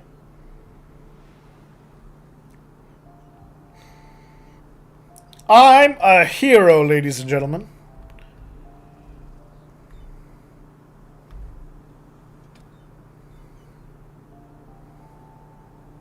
Wait, you could just dig up...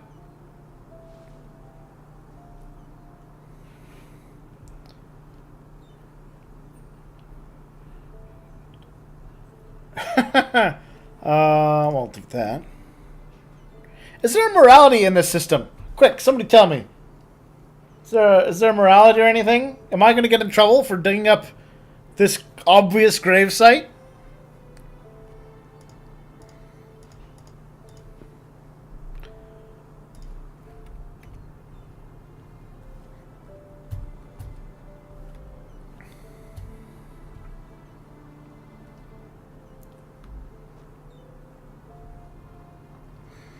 Alright, before I go investigating that shrine, I would like to find a merchant of some sort. Somebody I can engage in a little bit of light trade. Apparently no, there's no penalties to be had. Did you look at Shh, quiet kid. No trouble to be had for digging up obvious graves. Good to know. Oh, these are space cows. Hello? Hello? Look like regular cows to me. Yes? Yes, give me tips, miss. Well, I might, but don't think I'm telling you anything. I know what you bronze-skinned people are like. Always out for more money. That's a little racist. Shove off. Of course. Especially to people of your kind. Now excuse me. I have to go. That was super racist.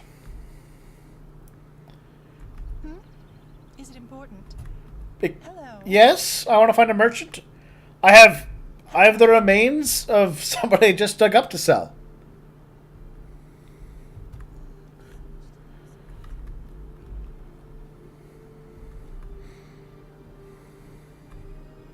Malfest's blessings. You too, buddy. Malfest's blessings. The drunken bee. Bees make great customers, right? Because see, with a bee, they'll buy themselves their pint, have a tiny sip, and they'll be drunk.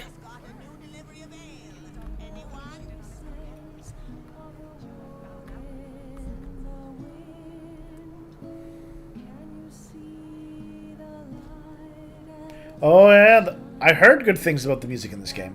I've only heard the one song that a friend linked to me, but it was wonderful.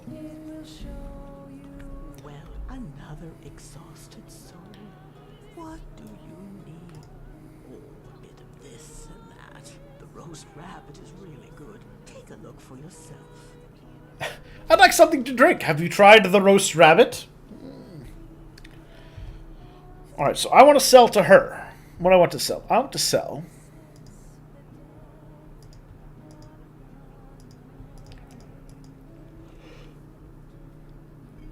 Apparently she won't just take my random stuff. Safe travels. They pray each day, do their work, and honor the righteous path. But if you look away for just 1 second, things go down like in a Koranian brothel. My words exactly. Sad times we live in. Sad times. But what can a simple woman do? Nothing. Anyway, I have to get going. Good to see you. You should come by for a cup of tea someday. I will. Walk blessed. I like to just walk up to people and stare at them while they continue their conversations.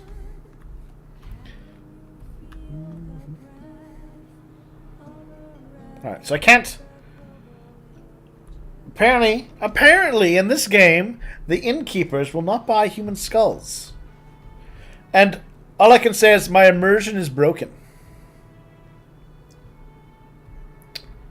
Well, there's got to be somebody around here who'll buy human skulls.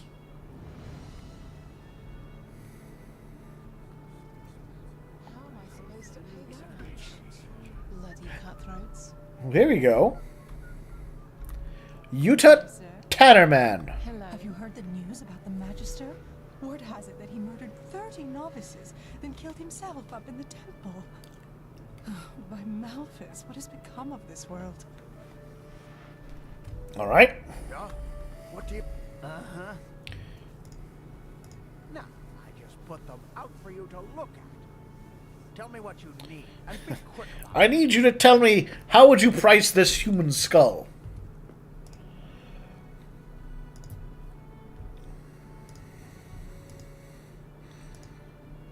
Oh, well, I can get rid of my spare armor.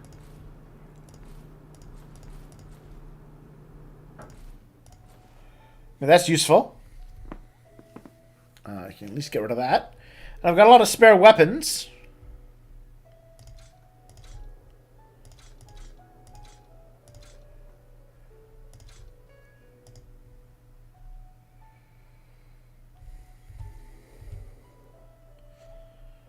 Alright, now do you have anything I want?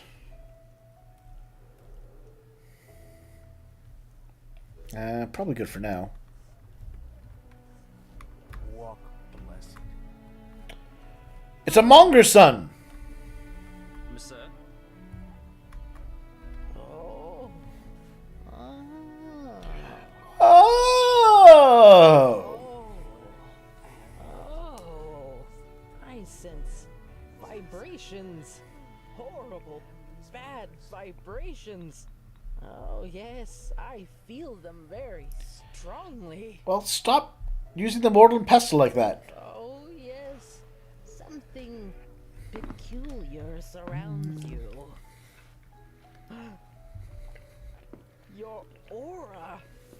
Oh, Oh, by Malthus, no! It is indigo blue, the color of the dying. It must be a magical anomaly. I got bad news for you, miss. We're all dying. Bode well. Also, I have that whole magical fever thing going on. On your side. I, just like you, find myself in deep trouble. And maybe we can help each other. I have a special object in stock. A skull. I have one of those. According to the legends, it comes from the midst of the Kiran Desert, and us Arcanists refer to it as the Master's Skull. It is a risky experiment, but at midnight, if you balance the skull on your head for 1 full hour, it might help to reharmonize your aura. Maybe.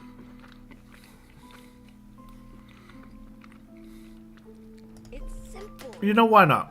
A couple of days ago, something precious was stolen from me. My beauty potion. And until yesterday, I Why thought not? who took it. A vision has shed light onto the matter. It was an aura thief. Of course! I knew it! An aura thief? Old beings from past times, way before the Pyreans. This makes complete sense. Eyes, they are invisible, but we, spiritually gifted, can see them. I hear they also control the banking industry. We only have one reason for existence, and that is to disrupt harmony by playing horrible pranks on innocent people. They might steal socks too. My potion. This makes complete sense. That just seems offensive. I'll go with I see. But how could you? Alright. Sure. I have a suspicion. Yesterday, when I danced at the river, I heard a voice out of nowhere whispering right into my ear. And it only said 6 words. Find me in the Clearwater Cave. I'm sure it was the potion who spoke to me, but I'm too old to go exploring old caves like this one on my own. Which is sad, since said cave is only a few minutes' march from the village. Alright, I want to remember that. It's an abandoned mine just up the hill that leads to the pass. Go there and find my potion, and I will reward you most generously. Whatever's in that cave, I want us to remember. A few minutes from village, that stuff is in that cave. But also, I want to see your wares. Yes, of course.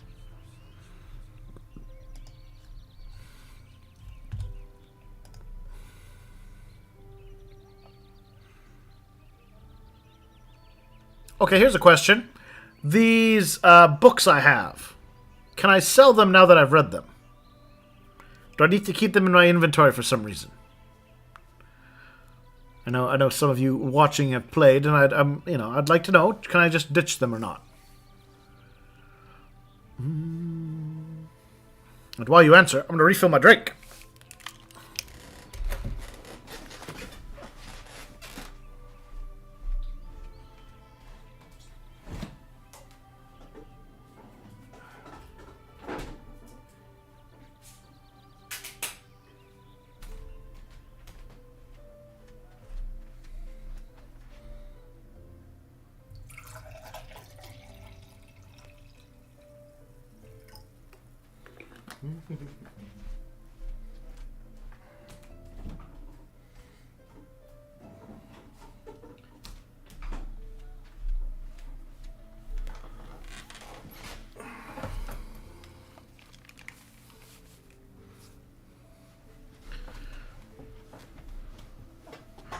Alright, and the verdict is, yes, I can sell them. Wonderful.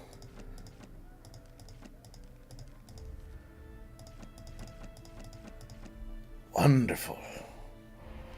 Look at me. 281 pennies.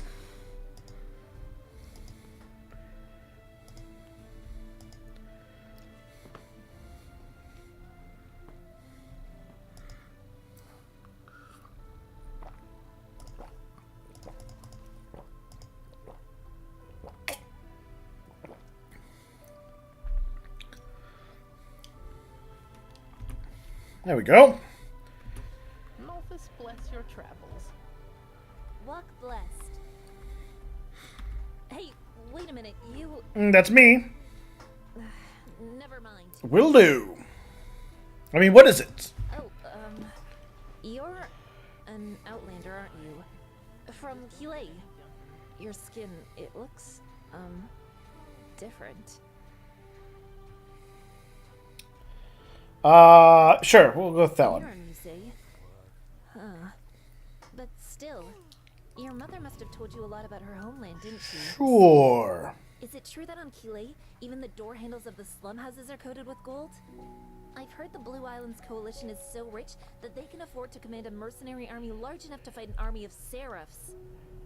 Yes, this is accurate.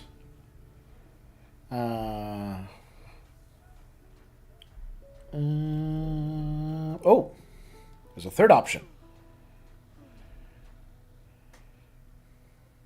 I'm gonna go with different.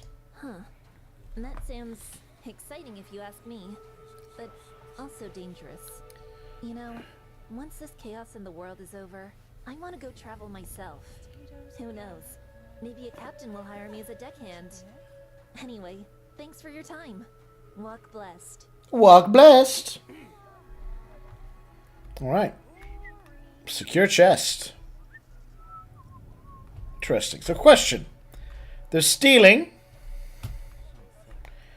but nothing on here. So can I just open this chest? Oh! I can store items in here. Neat! Do I want to store anything? Well, I guess this would be a good place to store...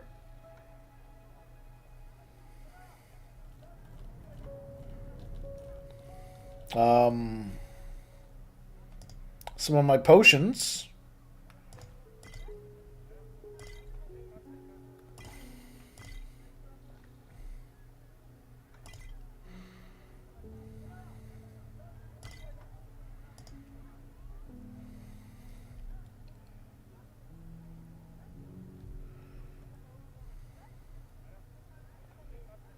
Ooh. I'll throw my scrolls in there. I want to keep my cheese wheels. You never know when you might need your cheese wheels. I guess I could throw all of these many ingredients in there for now.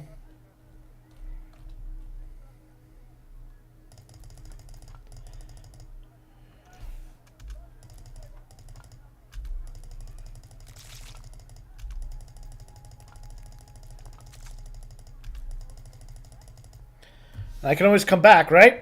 And loot it then. I hope the new tenant comes soon. What a beautiful day, isn't it? This and that, just take a look. Will you buy my knickknacks?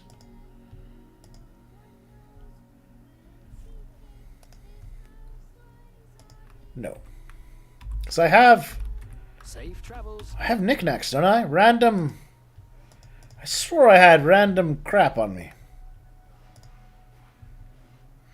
Yeah, there we go. Clutter. Who will buy my clutter? All you'll ever need. But please, take a look. No, not you.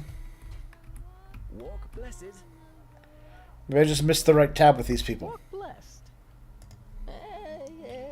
Yes, of course. Oh, there we go. Oh, no. Oh, BogMod. Nope, she will not buy my random crap. Farewell. May your path always be even.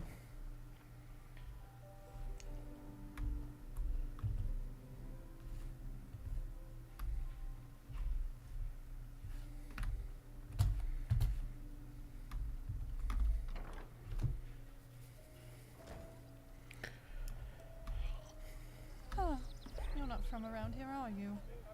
I know that accent. Have you heard the news about the Magister? Yeah. Covered that. That he murdered 30 novices, then killed himself up in the temple. Oh, my Malphas, what has become of this world? The area. Just be wary if you're outside city walls. I guess you've noticed as much already, but don't ask. The wolves act as if they've been cursed, attacking anything and anyone on sight, and killing game they don't even eat afterwards. This must be the red madness everyone's talking How about. pleasant. Mayor's house.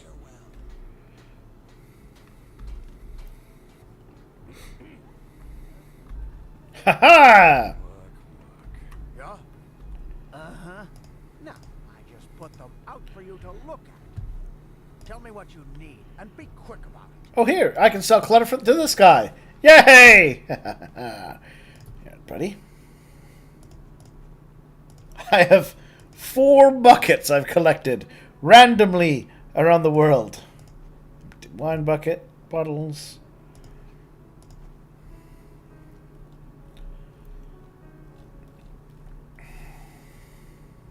Actually, let's organize by type. There we go.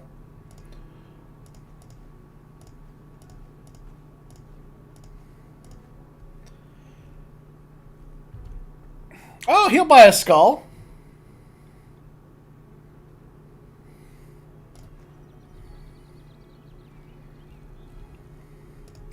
Now, from this guy, I would like to get my hands on a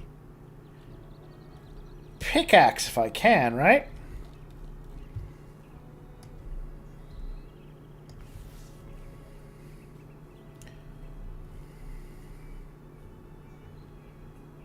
Apparently he does not sell a pickaxe. Oh, there. No.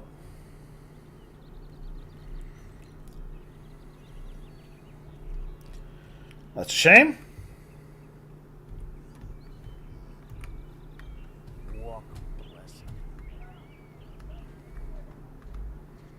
There's gotta be someone who sells a pickaxe around here. Blessed. All you'll ever need. But please, take a look.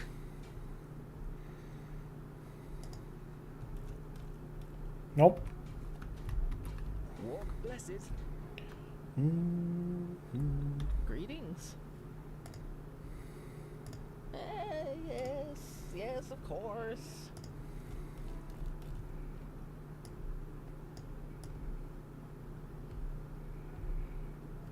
Nope. Ooh, speaking of... No. I was really hoping they'd have maybe life absorption rank 2, but apparently not.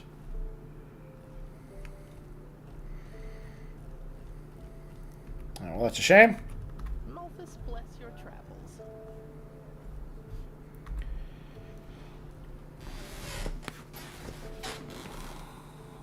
All right.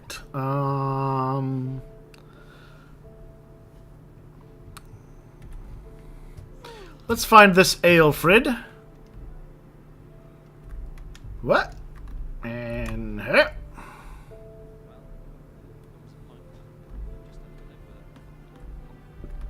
Hello. Who are you?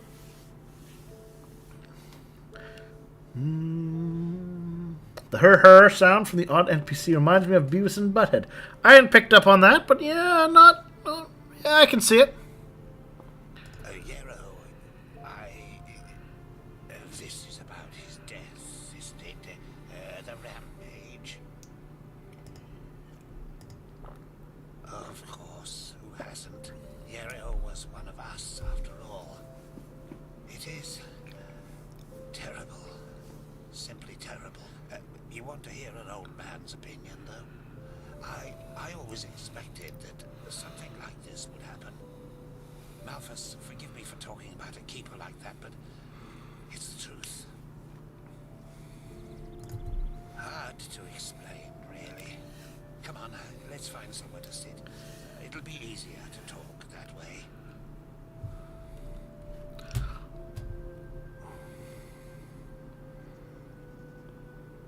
You know, there's just that comment about our character's skin tone. I'm like, does he seem that different to the locals?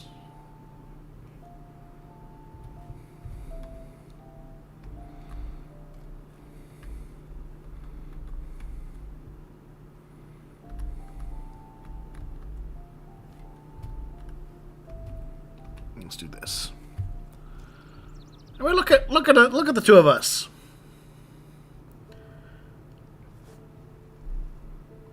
I don't think we're that different. Oh well. Sit. Oh, I've been on my feet just all day. That's quite a subject, you know. You were right when you said we were best friends. I said that? Our fathers knew each other. For as long as I can remember, Yarrow and I were getting into trouble together.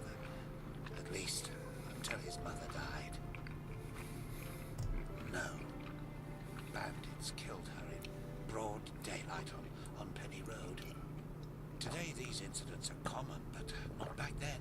The road was considered safe. Very safe.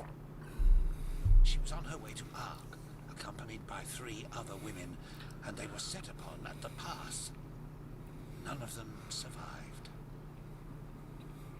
Yarrow was shattered. I think the worst part was how his father went downhill after his wife's death. I think the worst part was probably his mom dying. But... And the poor guy filled his days with boozing and sleeping. It changed Yarrow forever. Well, that's a good question. On the one hand, he became a man, despite his tender age. On the other hand, something inside him woke up, so to speak. A desire to make more of his life. Old Mother Jenica noticed it and took him under her wing. He learned how to read and write, and soon he knew all the holy verses by heart. When he didn't have to help his drunken father, he helped in the village as much as he could. Indeed, that's one way to look at it. It wasn't long before he was the jewel of the village, the striving young fisherman destined for great things, even though he was only on the path of a manufacturer. And then the inevitable happened. A keeper of the order came to Riverville to see the prodigy with his own eyes. And behold, in addition to Yarrow's ingenuity, he also had a slumbering magical talent. The keeper took him away, and a few months later, he started his novitiate. Since then, I've only seen him once or twice, as he rarely visited Riverville. I don't think he ever noticed how much that hurt me. So, you suspected this would always happen? Yeah. I was about to say, how does any of this relate to you always suspected this would happen? Oh, it's hard to explain. I believe it was the way he was talking about his grand plans. How he wanted to make the world a better place, to become the greatest keeper since Lorem Waterblade. Underneath all this, there was an anger. An anger mixed with deep grief and disappointment. I don't think he was aware of it because he drew all his strength from that anger. The strength to do all this, to learn and to work day and night, but it frightened me, like the Blue Death. It slumbers inside the pathless mage who believes he can master magic without the Order's help. At first, it grants power, but then, one day, it bursts out in an unholy wave of destruction, turning him into one of the monsters in the old songs. I thought he got help, though. Anyway, I'm just an old man. What do I know about these matters? Now let me go to sleep. All these memories are making me weary. I'm tired of talking about my friend's murderous ways. I need a nap. All right. So we've learned the secrets of Yarrow. And there's a cave somewhere around here.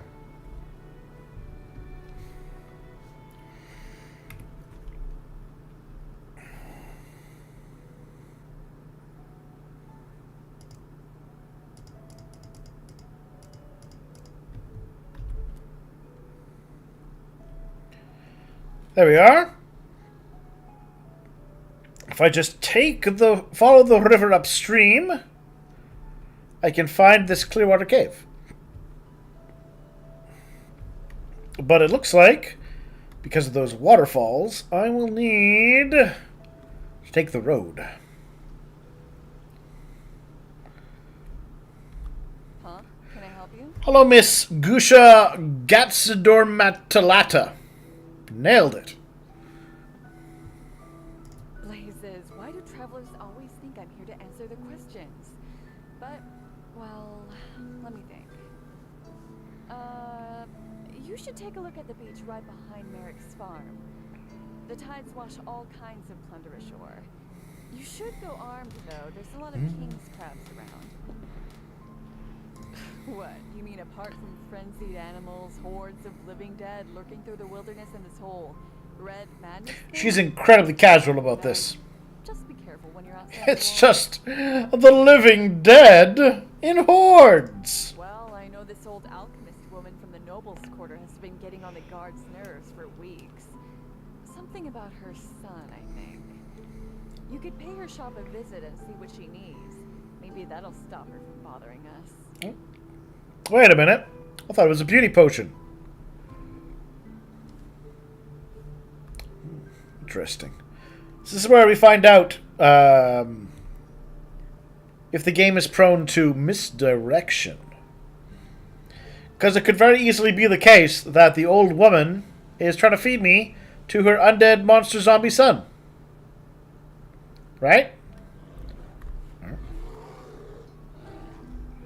Hello, Mr. Bear.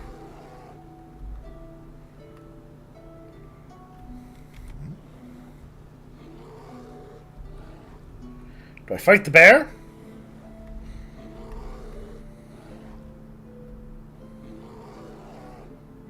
I mean, he's not really picking a fight with me. I guess I'll leave him alone.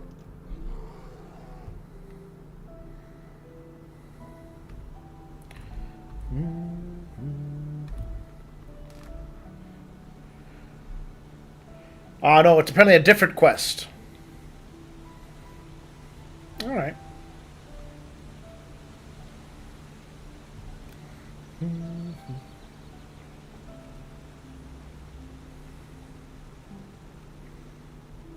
Also, this very pretty graphics. Like, Skyrim's an old game, isn't it? So I'm rather impressed about how things have turned out.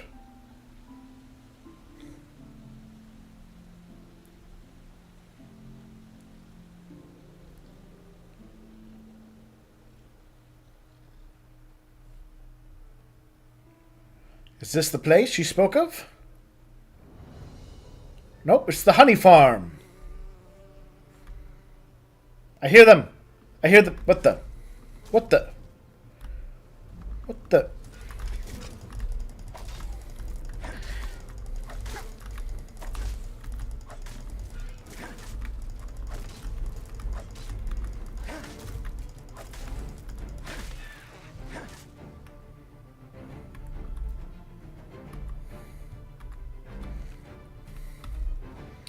What did I ever do to you, Mr. Elemental?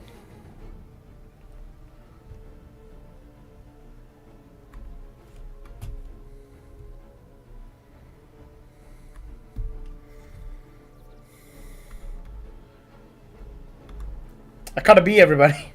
Bee at its inventory.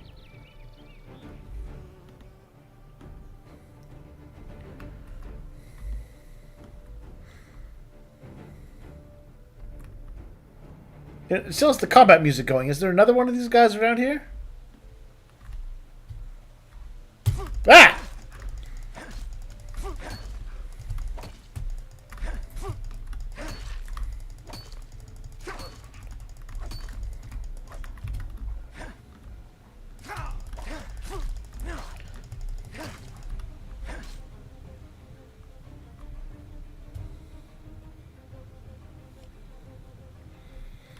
Okay, now, can I eat my food safely?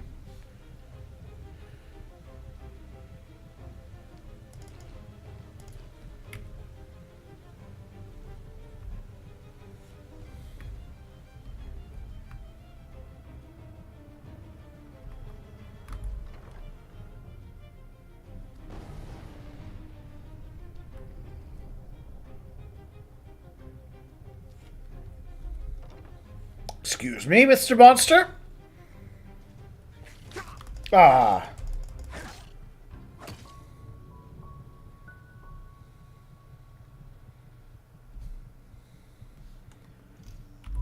So, interesting. As near as I can tell, if you eat food at the wrong time, it's just wasted? Is that right? Is that how that works? Just gonna kind of slowly relax here, get my health back, and then I think we'll take a look inside. No, you know what I'm gonna do?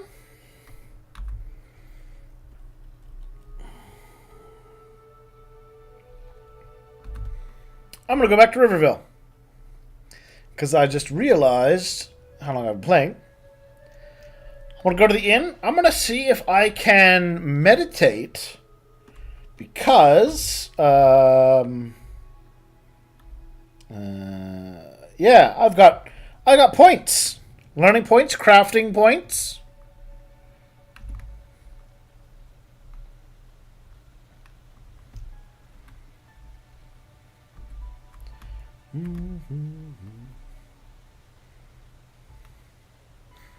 A little sad I wasted that food then. It was confirmed that yes, if you eat the food in combat, it's just wasted. Just too bad.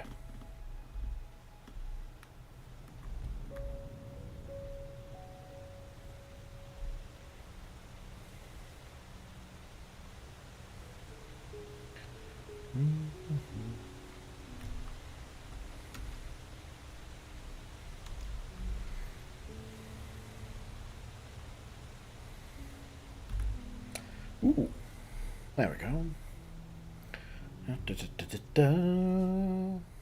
Guess I'll put my weapons away for now. Run past the grumpy bear.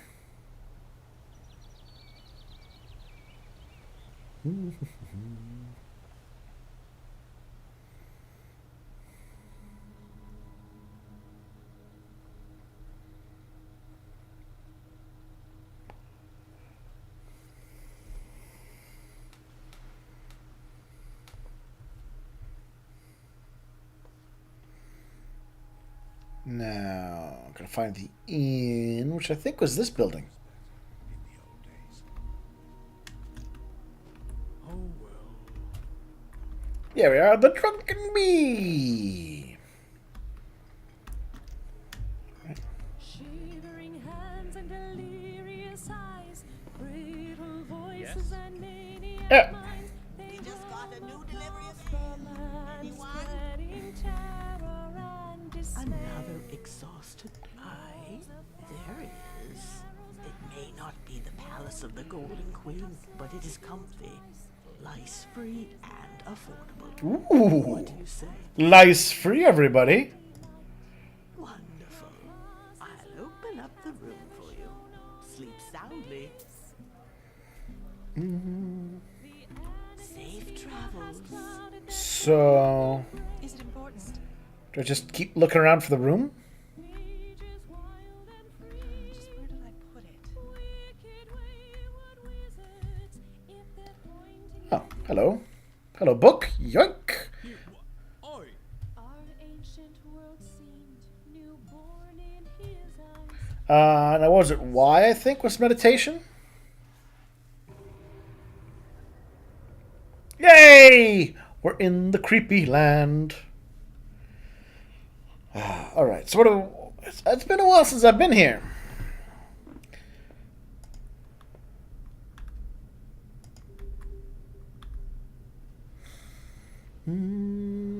See souls.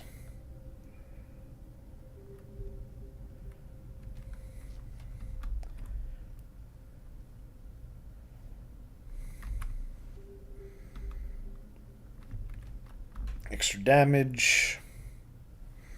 I think I need something health based. Here we are. Yes. Warrior disciplines.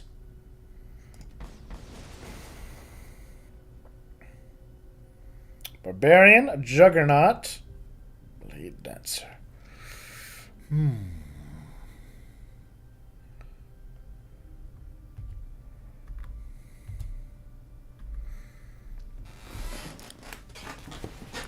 There we go. Heavy armor, 15% more effective. So I'll grab that. That'll teach those pesky wolves. And to 200 weapons. 1 hand damage.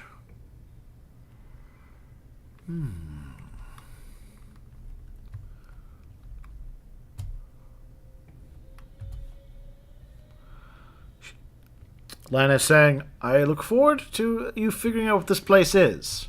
And that makes me wonder.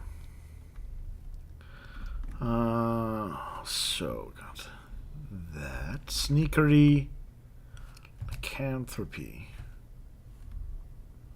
Interesting how there's not a third one. Right, because you got your warrior stuff. Weirdo place. Regular class stuff. Weird thing. Regular class thing. Nothing.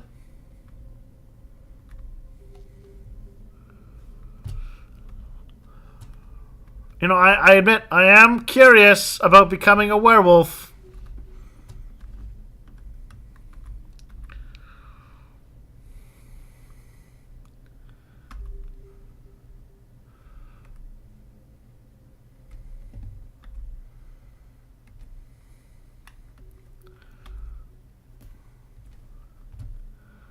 What's way at the top there?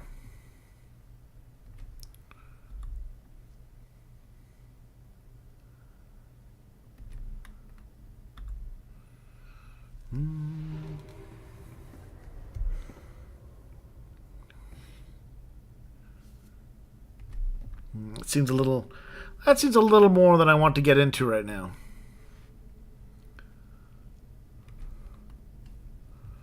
But I'm not sure what else I necessarily want.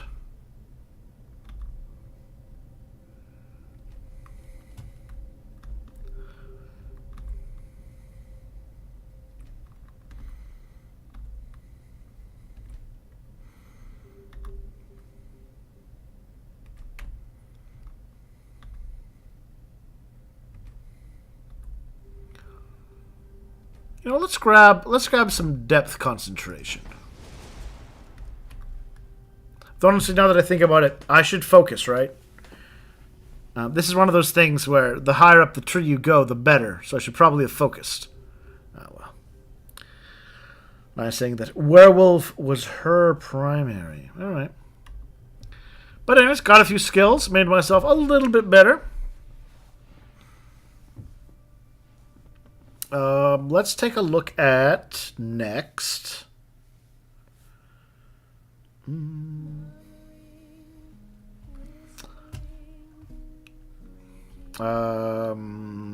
So, if I look at this, I have no more memory points, but I do have crafting points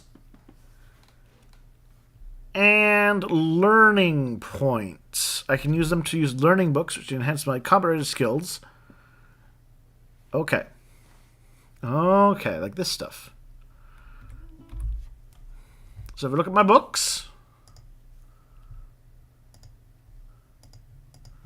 which I left in my treasure chest, didn't I? If I leave, do I have to pay 10 pennies to use that place again?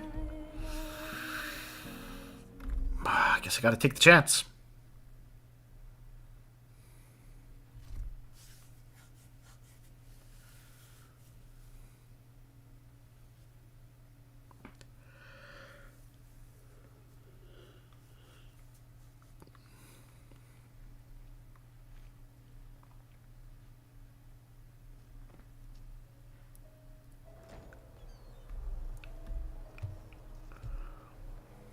about yourself. The streets aren't safe this time of the day.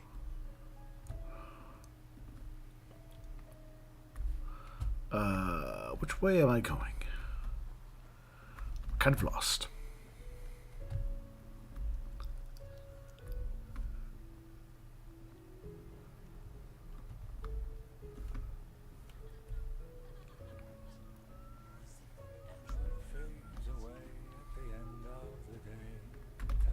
There we go. No. No. I want to take out of my chest. No? Secure chest.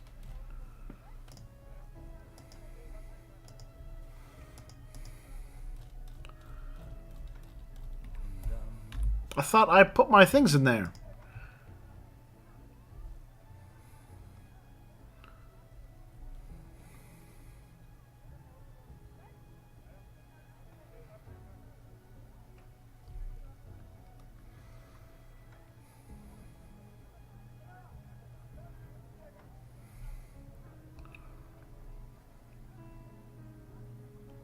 Counts as a food? Odd.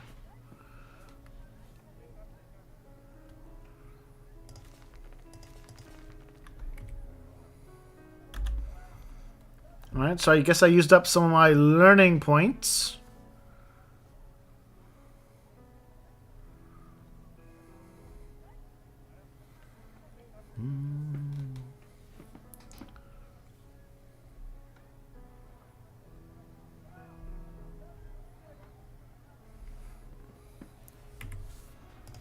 Wait, in that case, hold on a second.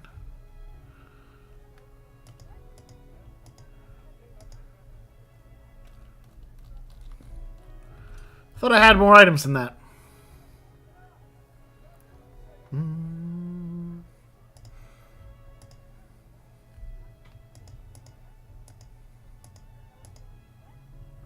Here's my blueprints.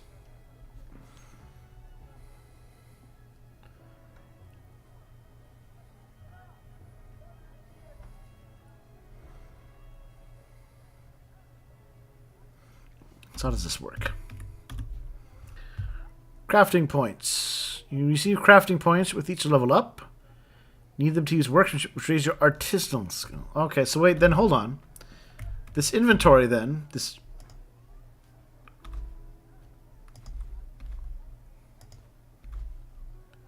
How do I...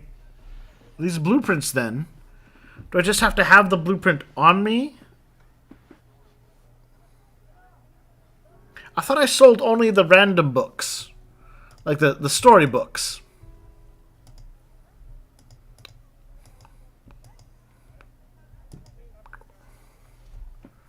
Yeah, no, I sold the storybooks. I guess I must have had them mixed up with these blueprints, of which I have many. Yeah, so how does blueprints work? Do I have to have them on hand, or what?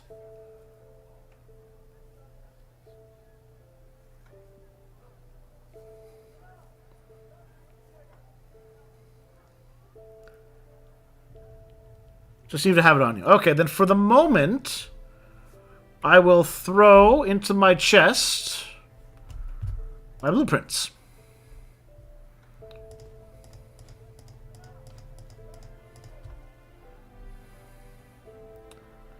And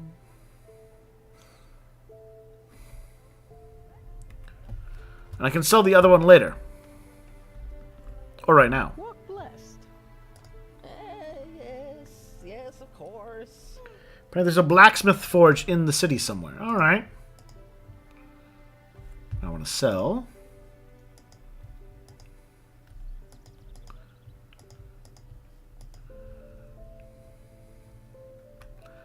Apparently she's not interested in that thing that I want to sell. That's fine. Malthus bless your travels. Well, hold on. What am I wearing? I've got iron weaponry and iron... Well, I guess I can make a new... There's an iron helmet recipe in my chest.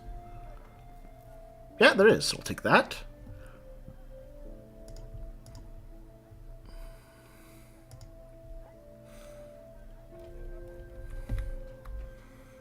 Alright, so look for the blacksmithy place.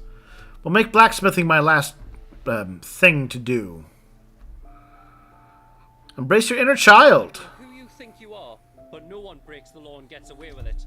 There are two ways we can do this. You either pay your fine now, or you go straight to jail. And believe me, I'm serious. What the hell is this? I'm deeply confused.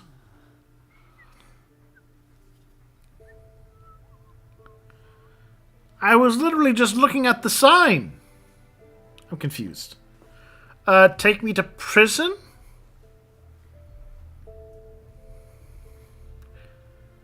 I'll pay.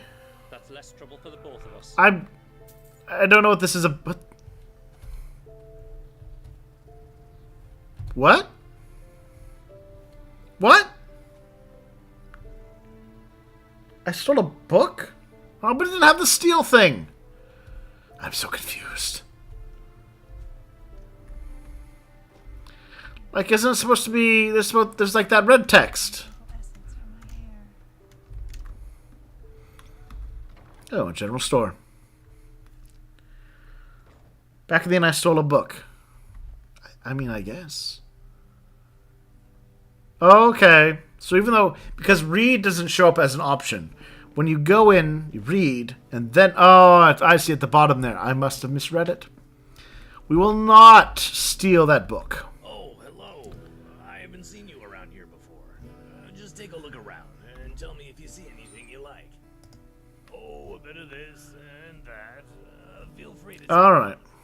Fair enough, game. Fair enough. I will grant you this one.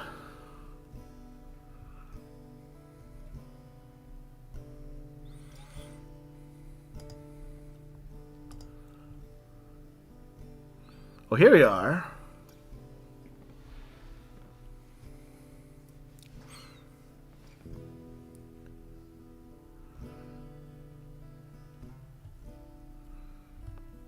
Learn a book, one-handed apprentice. That's one learning point. I'm going to buy one of those.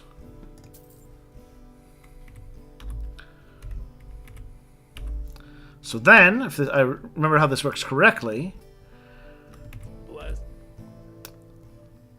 one-handed is at 16. And then I use this book. 17. Excellent. The higher the skill, the more damage I do with those weapons. Excellent. And I'm a keeper thaumaturge, apparently.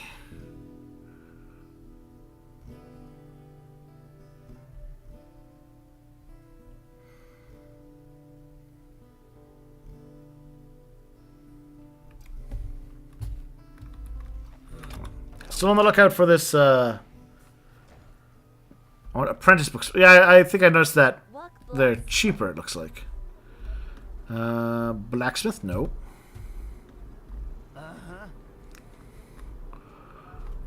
Looking for a blacksmith.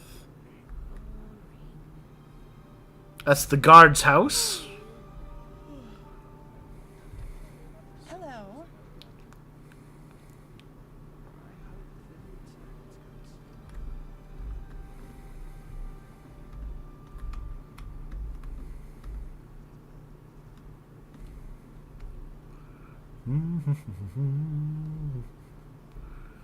Nope.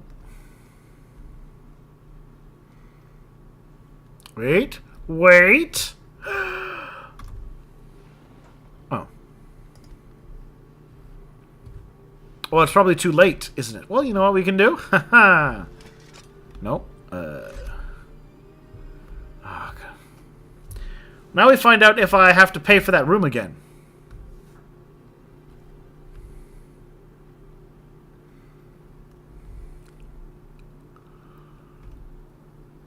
Wow, that's nice armor you're wearing there.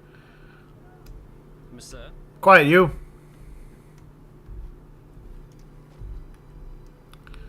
Yes. Yes.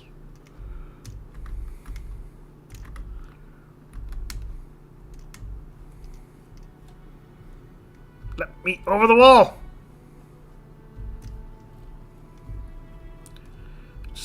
There we go.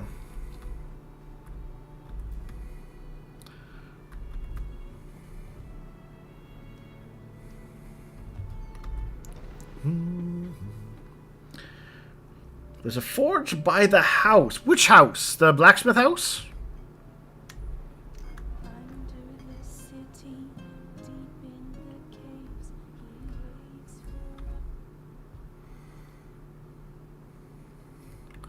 Okay, how do I tell what time it is? There we are. It is 6:16 p.m. So we would like to sleep 13 hours.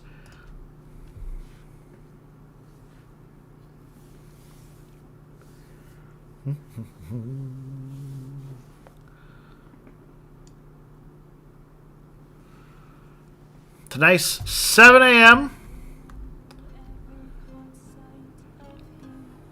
Alright. Near the blacksmith house is a forge. Then I can find out what I need to make a fancy helmet.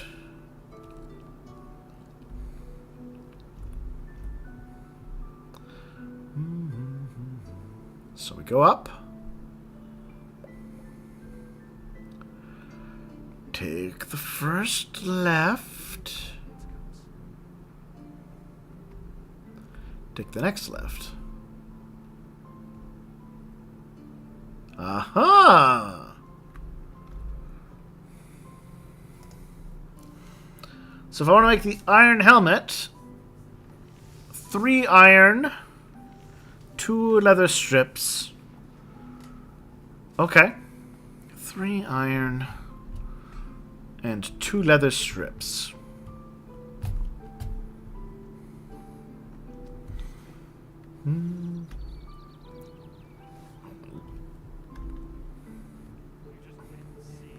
Walk west. Damn these farmers.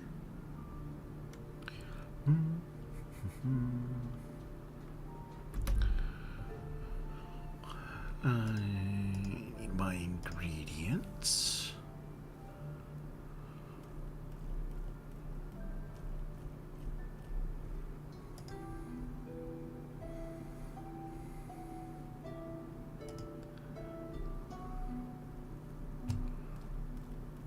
I guess I don't have enough iron.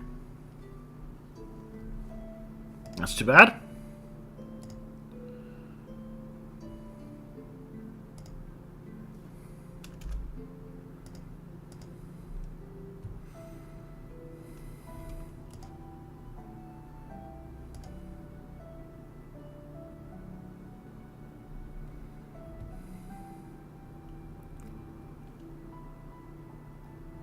Yeah, I only have 1 iron, but I got iron ore.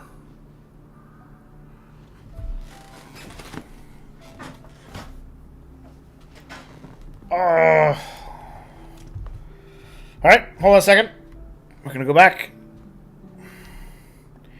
Can I make iron ore? And if so, what do I need?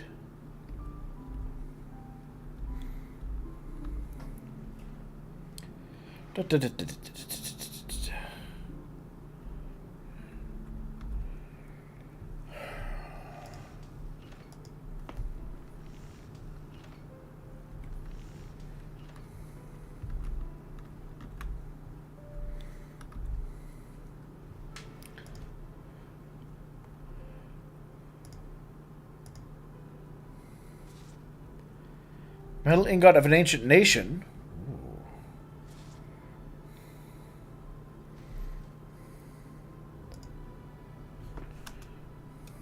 2 iron ore.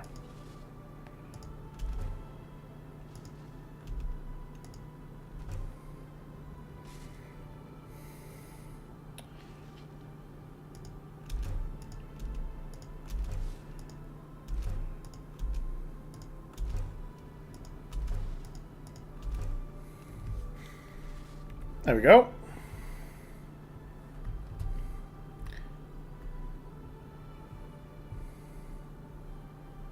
Yoink!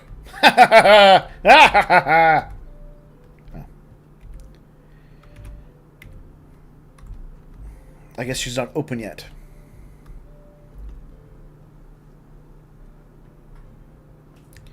Wild mages in the temple. Grandmaster Aranthiel is as unusual as his reputation suggests, it seems. Go back up here. Alright, now I will throw in my...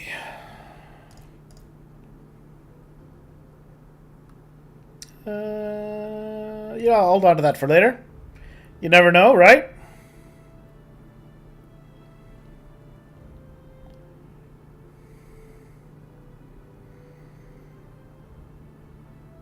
Like, it's a tool. Like, what is... Am I going to get a horse? Is that what this is implying? And how many hammers do I need if I have one in there already?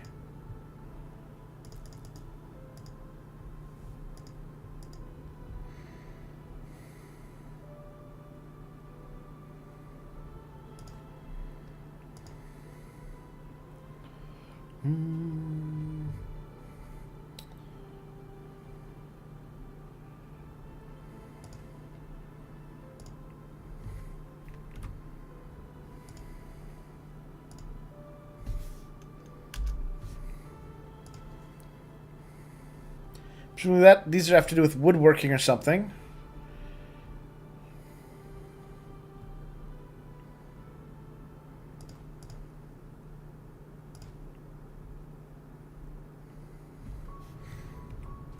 I'll keep my wolf pelts. I recall there was a tanning rack. There it is.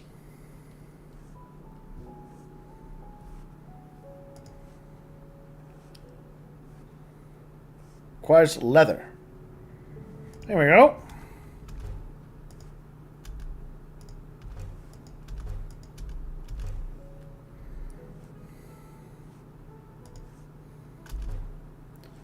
Four ships added to my inventory, and then we have a... There we go.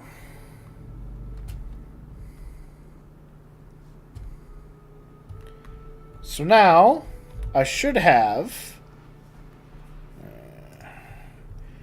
iron... I need more iron, don't I? No, I needed 2 iron?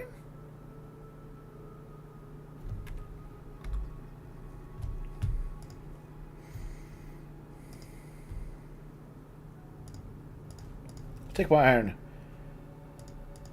And I'll take my leather. Wait, no, I'm throwing that in there, aren't I? Yes, I was. Take my iron and my strips. And I should have my scrap still with me.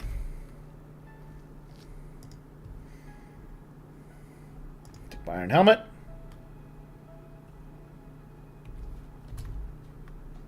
Alright, we'll give this a shot, everybody.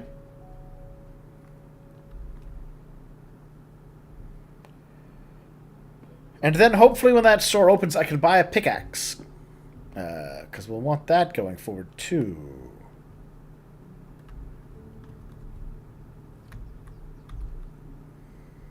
There we go. I've made the iron helmet.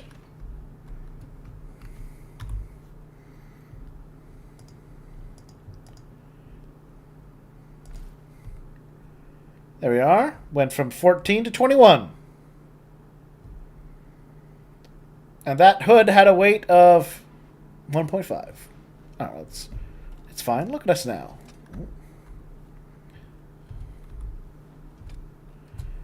Look at this fellow. Wouldn't you feel trustworthy about this man approaching you on the street? I know I would. So what do the workbench lets me make? Yes. Is this to enhance? Ah, it is to enhance. Okay. So I could make, for example, my iron helmet better. Superior. It would have 1 more point of armor. Okay. Interesting.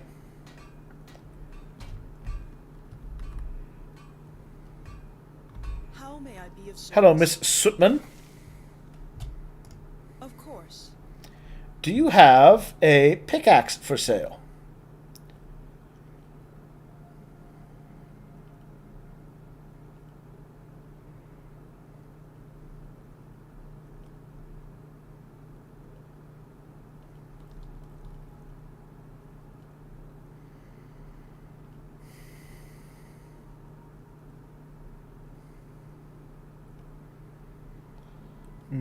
No.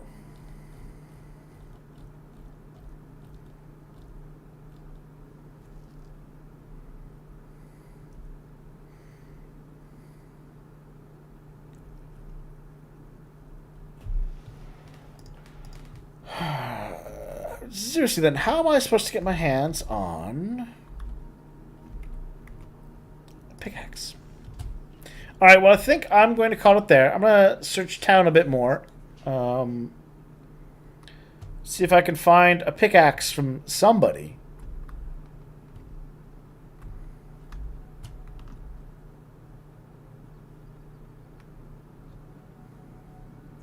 Because I feel a little strange about the idea that I might have lost all of my chances at having a pickaxe when I sold it earlier on. Well, then again, maybe you have it. Maybe I just wasn't looking in the right spot. Haven't gotten used to that yet. And be quick about it. You have hammers? No. Mallets, planes, saws, but no pickaxes.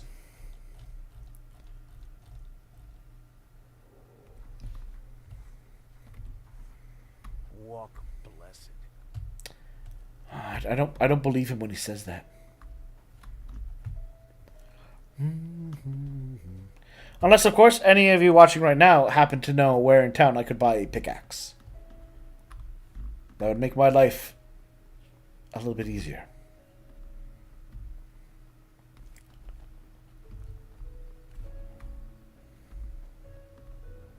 Okay, that's the inn.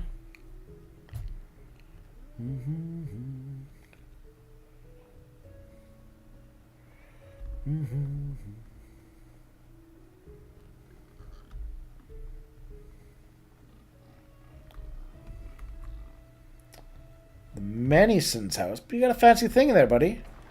Is there something special about your house? Hey, buddy. Hey, you've got no business in here. Get out. You're right. I thought it was an actual house.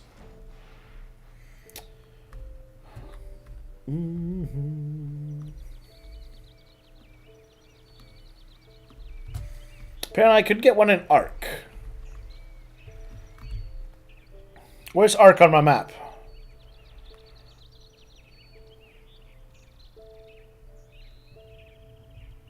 Oh.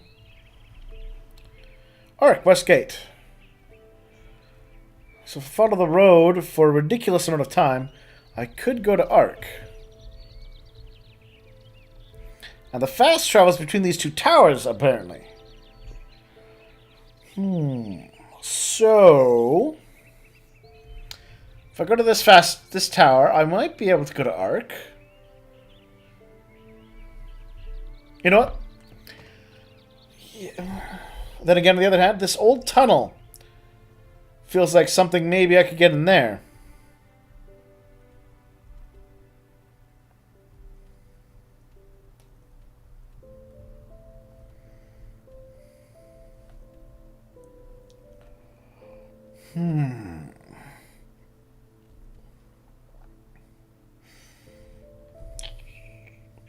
No, we'll deal with that all next time. The mystery of the pickaxe will have to wait. Thank you for watching, everyone. I hope you've enjoyed. We will continue to try to not be killed by wolves and other horrible creatures next time. Hopefully we'll get that pickaxe, and maybe, just maybe, we'll also find that beauty potion. But yeah, I'm going to save. There we are. And good night.